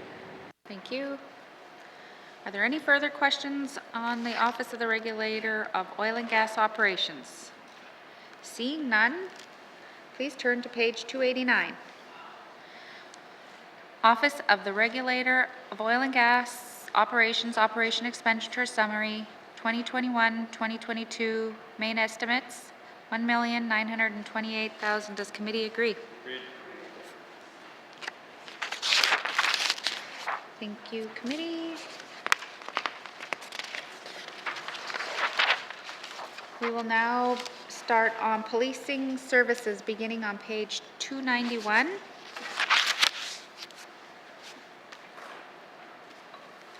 An information item on page 292. Questions? Member for Trinidad-Willowday. Thank you, Madam Chair. Looking at page 292, Territorial Police Services Agreement. Can the Minister just describe what this line item is and how much of this line item is contributions from the federal government? Thank you. Thank you, Member. Minister. Thank you. I can ask the Ms. Bolstad for a breakdown. I believe it's 70-30. Thank you. Thank you, Ms. Bolstad. Thank you, Madam Chair. Yeah, so this line represents the N.W.T 70% share of the Territorial Police Services Agreement for the provision of policing services in the territory. Thank you, Madam Chair. Thank you. Member for Trinidad-Willowday. Okay, good. Thank you for that. That's good to know. Like in any other agreement, sounds like there's a contract involved, probably a tripartite. So how long is this agreement, what is the commitment from the N.W.T and the other parties? Thank you. Thank you, Member. Minister. Thank you. I'll go to Ms. Doolittle for some accurate information on this. It's a long contract. Thank you. Thank you, Minister. Ms. Doolittle. Thank you, Madam Chair. It is a 20-year agreement, and it's actually posted on the website, so available for the public to see. It is up for renewal March 31st, 2032. Thank you, Madam Chair. Thank you, Deputy Minister. Member for Trinidad-Willowday. Thank you. That's good to know. 2032. So, hopefully by then, some of our, our line claims agreements are, are settled upon, and it'll be nice to see down the road, where we could see some of our own police forces come down the road, and we actually could start talking and having those discussions. So, I thought I'd just leave it at that, and I have no further questions. Thank you. Thank you, Member. Member for Cam Lake.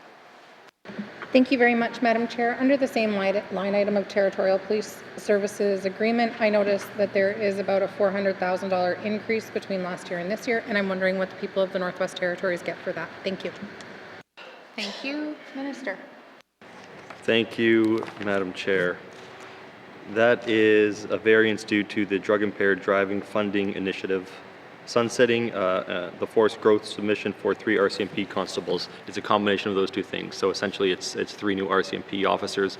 I think it's the first increase in RCMP officers since 2005 in Yellowknife. Thank you. Thank you, Minister. Member for Cam Lake.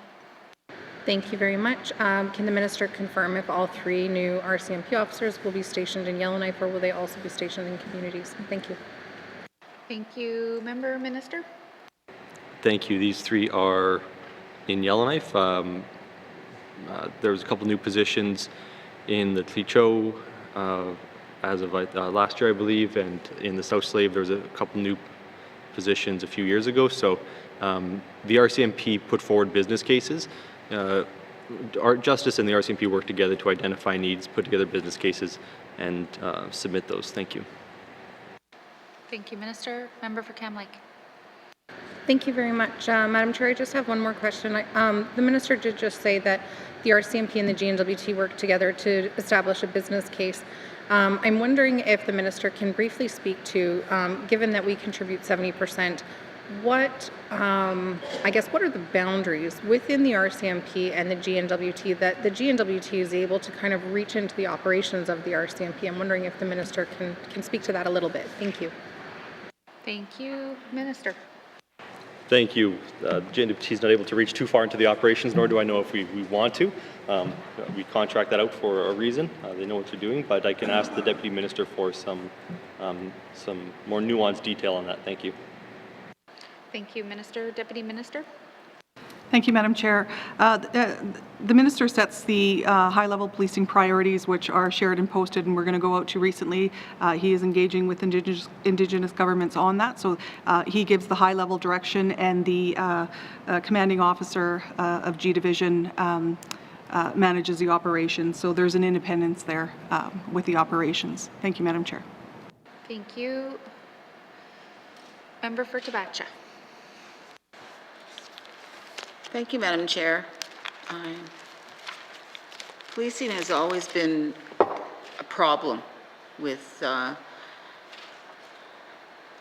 $47.6 million spent on the RCMP, and the visibility within a community is almost zero. That is a problem in my community. We haven't had any drug buses for over 20 years. They're not visible in the community.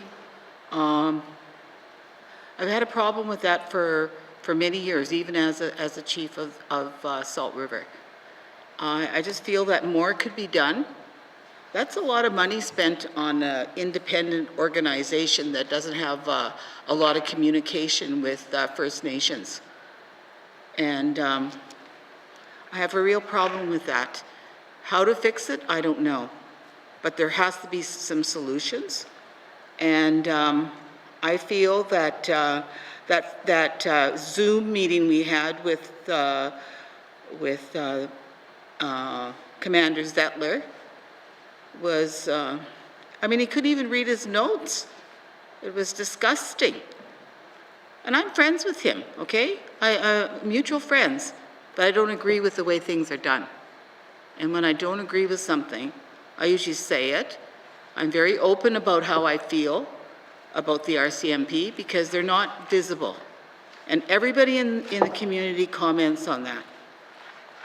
You know, having the sergeant just go and talk to the leaders and once a month is not okay. They've got to be able to do their job and be invisible in the community, take part in the community, and be part of the community is very important.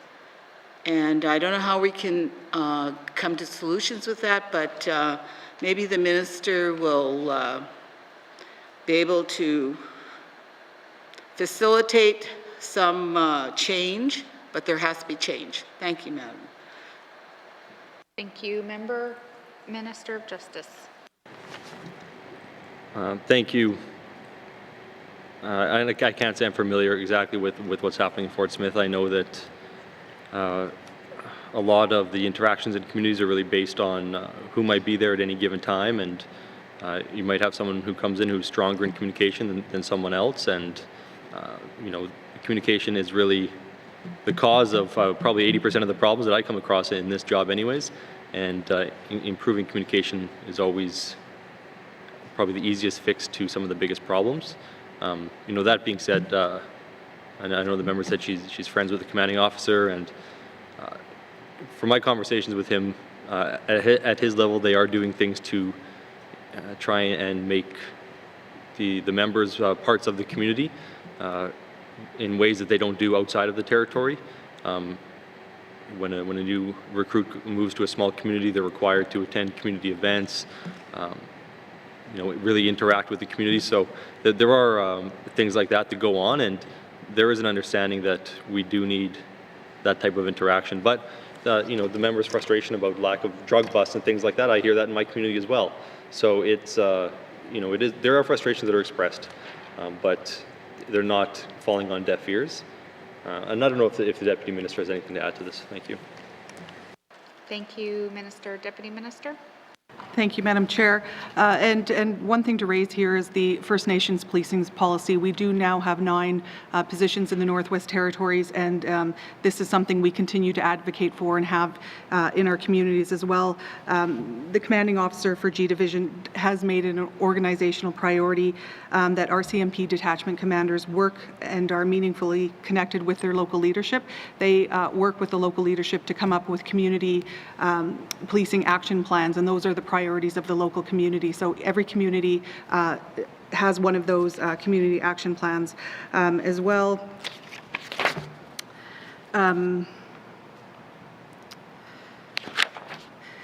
The commanding officer has also prioritized community-specific involvement by his members, and this is part when they move to the community, they have to attend feasts and meet with elders and have visits, and that these activities need to be part of the initial introduction, but they also need to be ongoing as well. So this is prioritized by the RCMP, and when there is a need, and we'll certainly take note of this, we have bi-weekly meetings with the commanding officer. We meet with him and have discussions, and recently there was concerns raised for Fort Providence and for Betchico. So the commanding officer has made extra efforts to have those discussions in those communities where the leadership have shown concerns locally. So this is something we'll certainly take back and try to have a focus on. Thank you, Madam Chair. Thank you, Deputy Minister. Member for Tabacha? Thank you, Madam Chair. I'm very familiar with the Community Action Plan. It's the same thing every year. I've been in leadership in Fort Smith for 14 years as chief. You have 2 lines. One of them is priority is drugs, the second is whatever, and the third. Every year has been the same thing, and you got to sign off it. And finally, I told them, don't come around anymore. Nothing ever comes to fruit, anyways. It is, 47.6 million for an independent police force, and have no say on what happens in the community is unbelievable and unacceptable. I feel very strongly about this. And sure, we've had some incredible sergeants at different times. And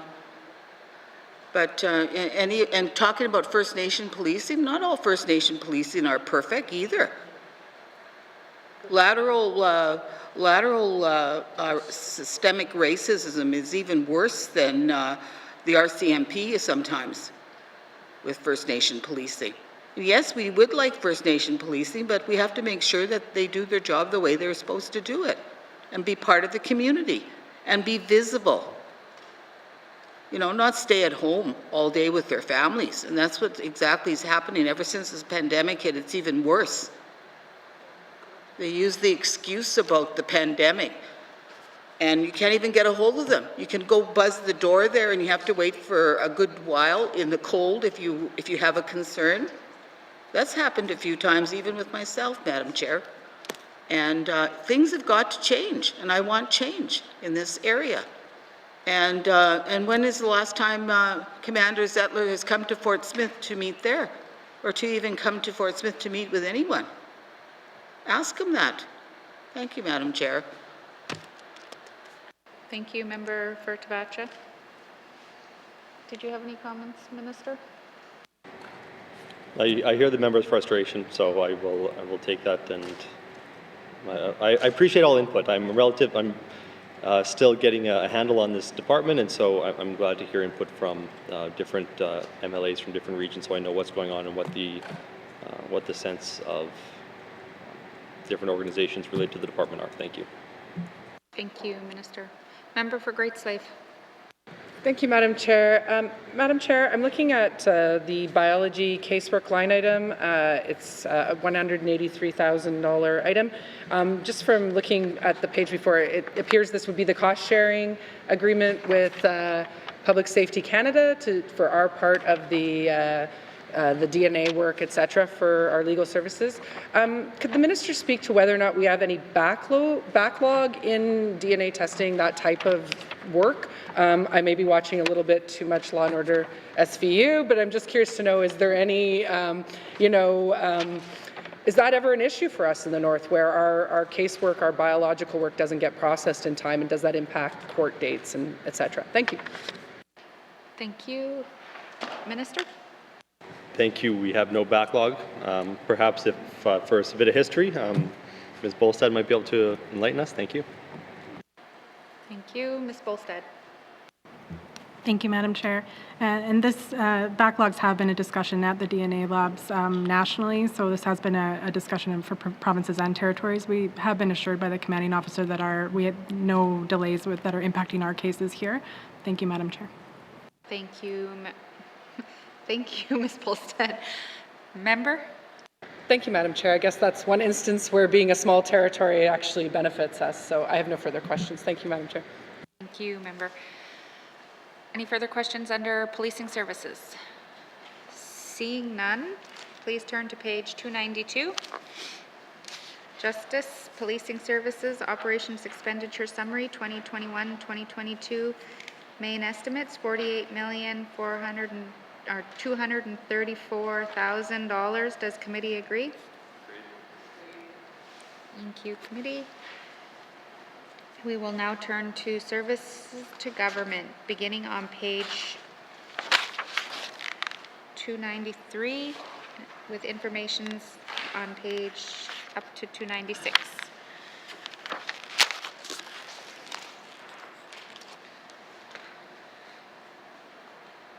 Questions? Member for Frame Lake. Thanks, Madam Chair. I have a couple of questions here. There was some media reports about basically implementation of the Access to Information Protection of Privacy Act. I had understood that regulations were required first before the full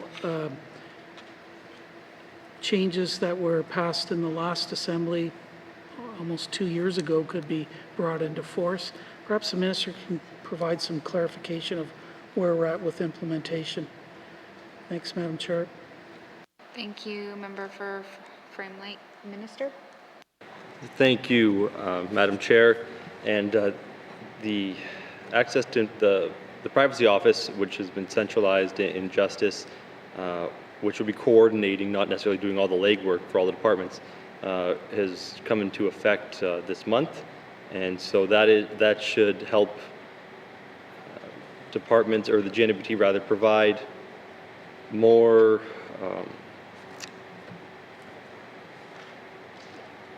I don't want to say more streamlined, but sorry, I'm trying to think of the right word here. Coordinated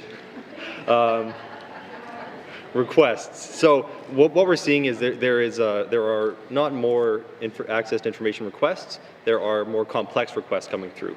And that requires a lot of time from departments. So by centralizing this and creating a bit of expertise, the government is better able to respond. The member is correct in that the regulations are required for the amendments to the Act to come into force. As I've said before in this House, we're still looking at the summer.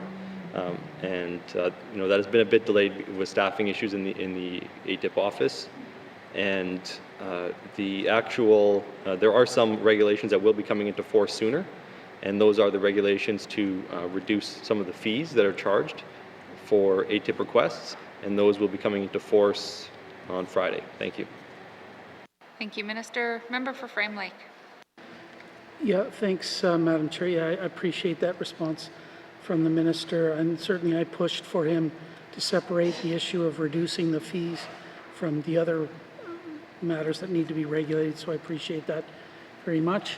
And just can the Minister point to me in the budget here are there any additional resources then for Justice to carry out these additional coordination functions related to ATIP? Thanks, Madam Chair.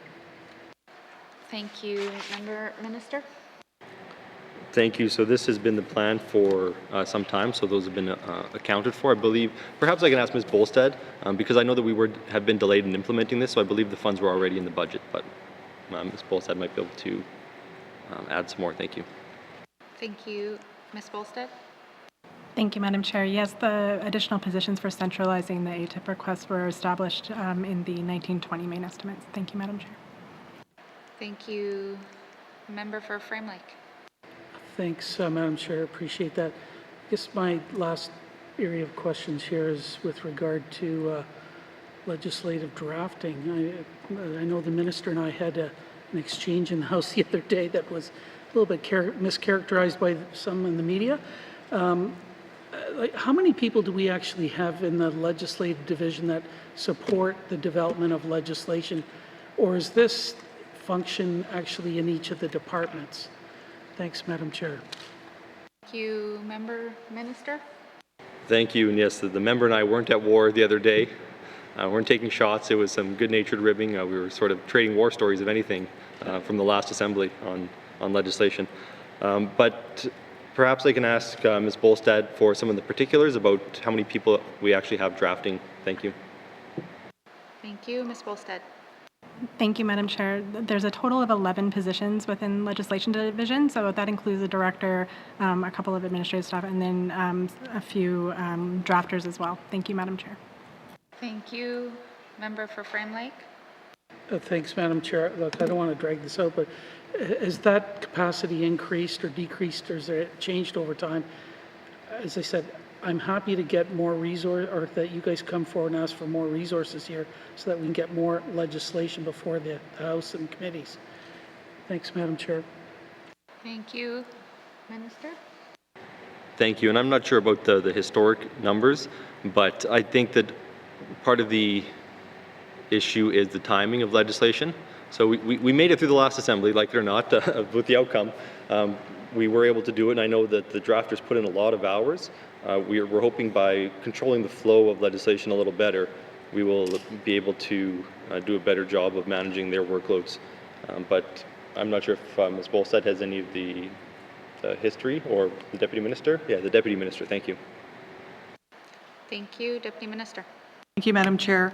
Yes, we do go forward when there is a need, and we track that as well, but we also have contract drafters that can assist us when needed, and these are in times of when it's very busy and legislation does need to get through, so we use those contract drafters when needed. Thank you, Madam Chair.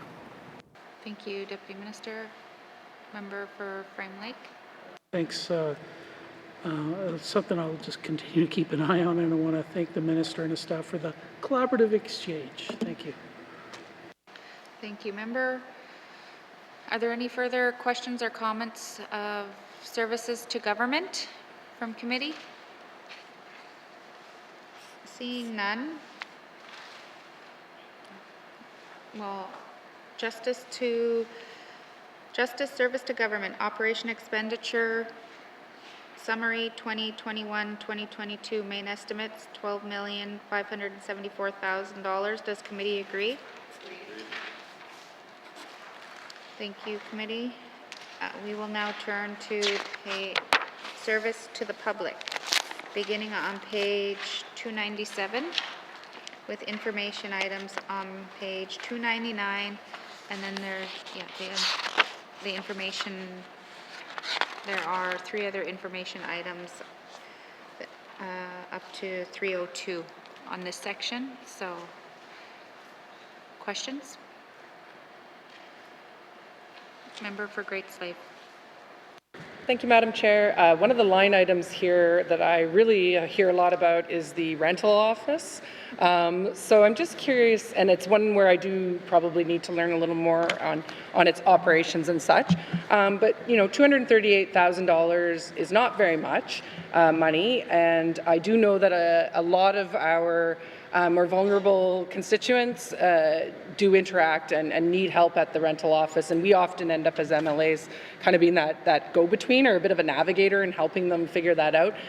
So I guess my question is, could the minister speak to whether or not that's actually adequately funded, and perhaps maybe we need to be looking at expanding the rental office so it's a bit more of a customer service type? And I'm no disparaging on how the rental officers are working now. I just meant it seems like we could perhaps be, it could be more robust. Thank you, Madam Chair. Thank you, Member. Minister. Thank you, and I'd have to say I think that you can always do a better job with public interaction and customer service, but I think that right now we're in a good place with the rental office. I know that a few years back there was some staffing issues, and there were delays that were months long, and it was really not fair to landlords or to tenants. And so there have been some changes made. There's some stability in that office, and the timelines that are being met are they're as good as they've been in quite a while. And according to the last report that came out of the rental office, the timelines really couldn't be shortened any based on the amount of time that the parties involved have to participate, so have to get documents in and those kind of things. So things are working quite well there right now, I have to say. Thank you. Thank you, Minister. Member. Thank you, Madam Chair. Thank you for that. Yeah, and again, I don't. The one time I was in the rental office with my constituents, they were very lovely and helpful. Maybe you could speak. Maybe the minister could speak to what is the percentage of the clients that are public housing clients at the rental office. Thank you, Member. Minister.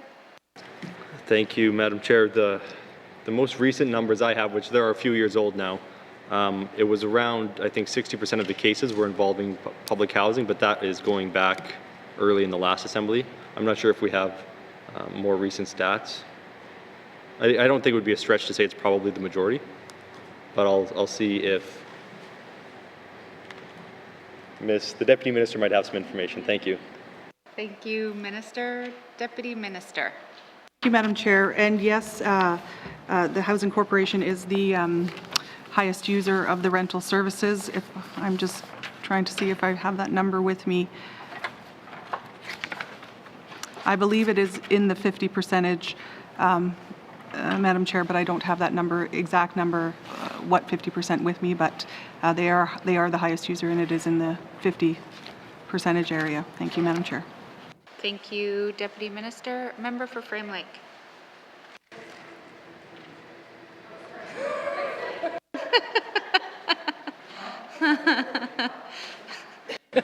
Thank you, Madam Chair. Haven't changed lakes yet. Just further to that then, with the way that COVID is impacting our rental community at the moment, and there is a lot of fear I'm hearing from constituents about making their rents, and the rent reliefs were really needed and helpful. However, I'm just wondering if we anticipate that we're going to actually see an increase again in the demands and services of the rental office, and I'm wondering if it is perhaps going to be underfunded for the upcoming year, given the COVID implications that we're seeing. Thank you, Madam Chair. Thank you, Member. Minister? Thank you. I'd like to ask the Deputy Minister to respond. Thank you, Deputy Minister. Thank you, Madam Chair.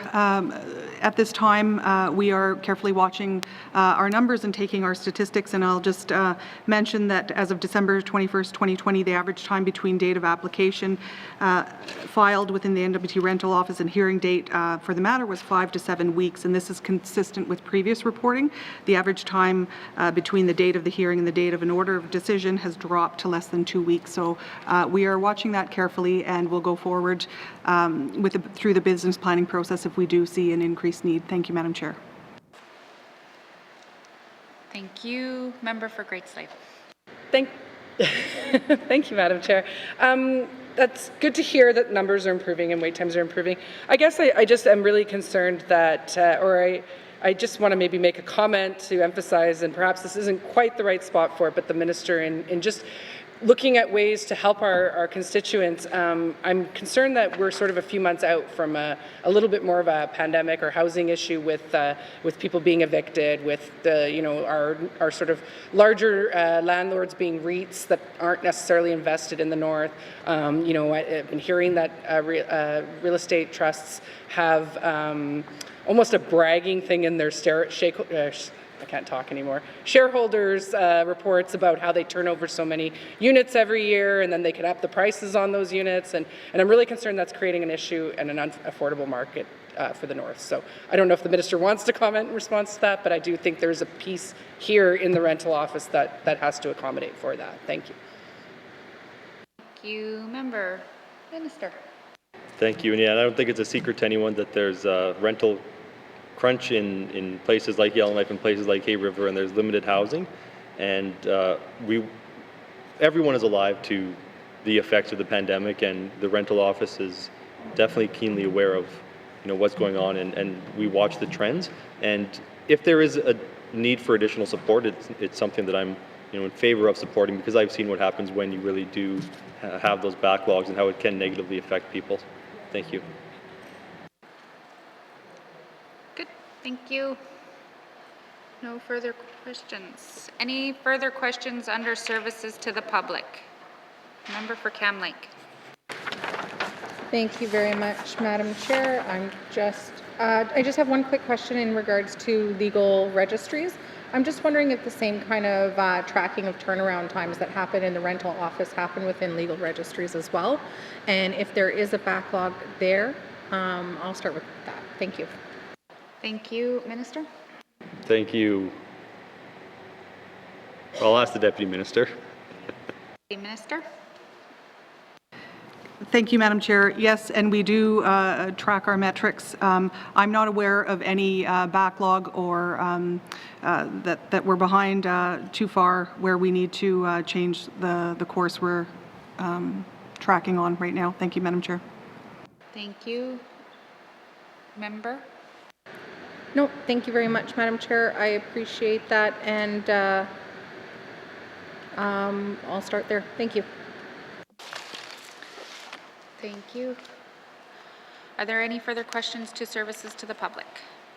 Seeing no further questions to services to the public, please turn to page 298. Justice Services to the Public Operations Expenditure Summary 2021-2022 Main Estimates $4,564,000. Does committee agree? Thank you, members. Please return now to the department summary found on 271.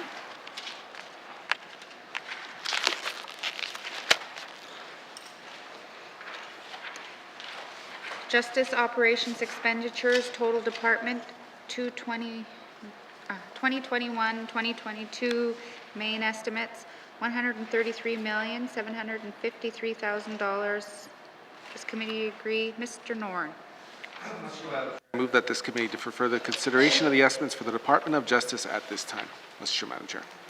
Thank you. The motion is in order. To the motion? Question has been called. All those in favor? All those opposed? The motion is carried. Consideration of the Department of Justice 2021-2022 Main Estimates, Operating Expenditures, Total Department is deferred. Does committee agree? Thank you.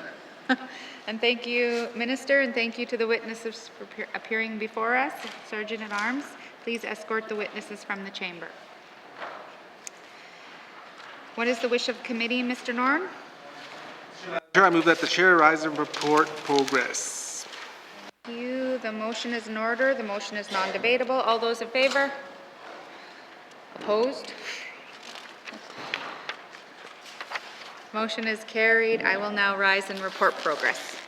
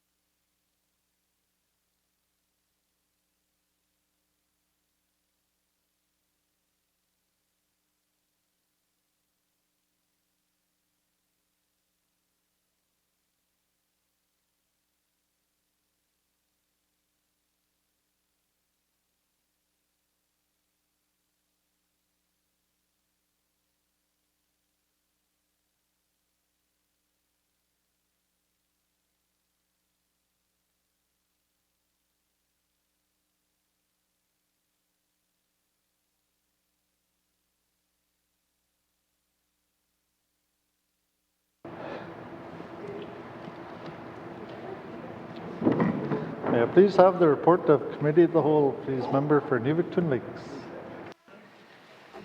Mr. Speaker, your committee has been considering table document 286-19-2, and I would like to report progress with one motion carried. And Mr. Speaker, I move that the report of the Committee of the Whole be concurred with. Thank you. Seconder, member for Ditcho. All those in favor? All those opposed? Motion is carried. Third reading of bills. Third reading of bills. Mr. Clerk, orders of the day. Thank you, Mr. Speaker. Orders of the day for Thursday, March 4th, 2021 at 1:30. Prayer, minister statements, member statements, returns to oral questions, recognition of visitors in the gallery, acknowledgements, oral questions, returns to written questions, replies to commissioner's address, petitions, reports of committees on the review of bills, reports of standing and special committees, tabling of documents, notices of motion, motions, notices of motion for the first reading of bills, first reading of bills, second reading of bills, consideration in committee of the whole of bills and other matters, Bill 3, Bill 12, Bill 13, Bill 14, and Bill 16, committee reports 8, 9, and 10, minister statement 77, table documents 165, 166, 167, and 286, report of committee of the whole, third reading of bills, orders of the day. Mr. Clerk, this House stands adjourned until Thursday, March 4th, 2021 at 1:30 p.m.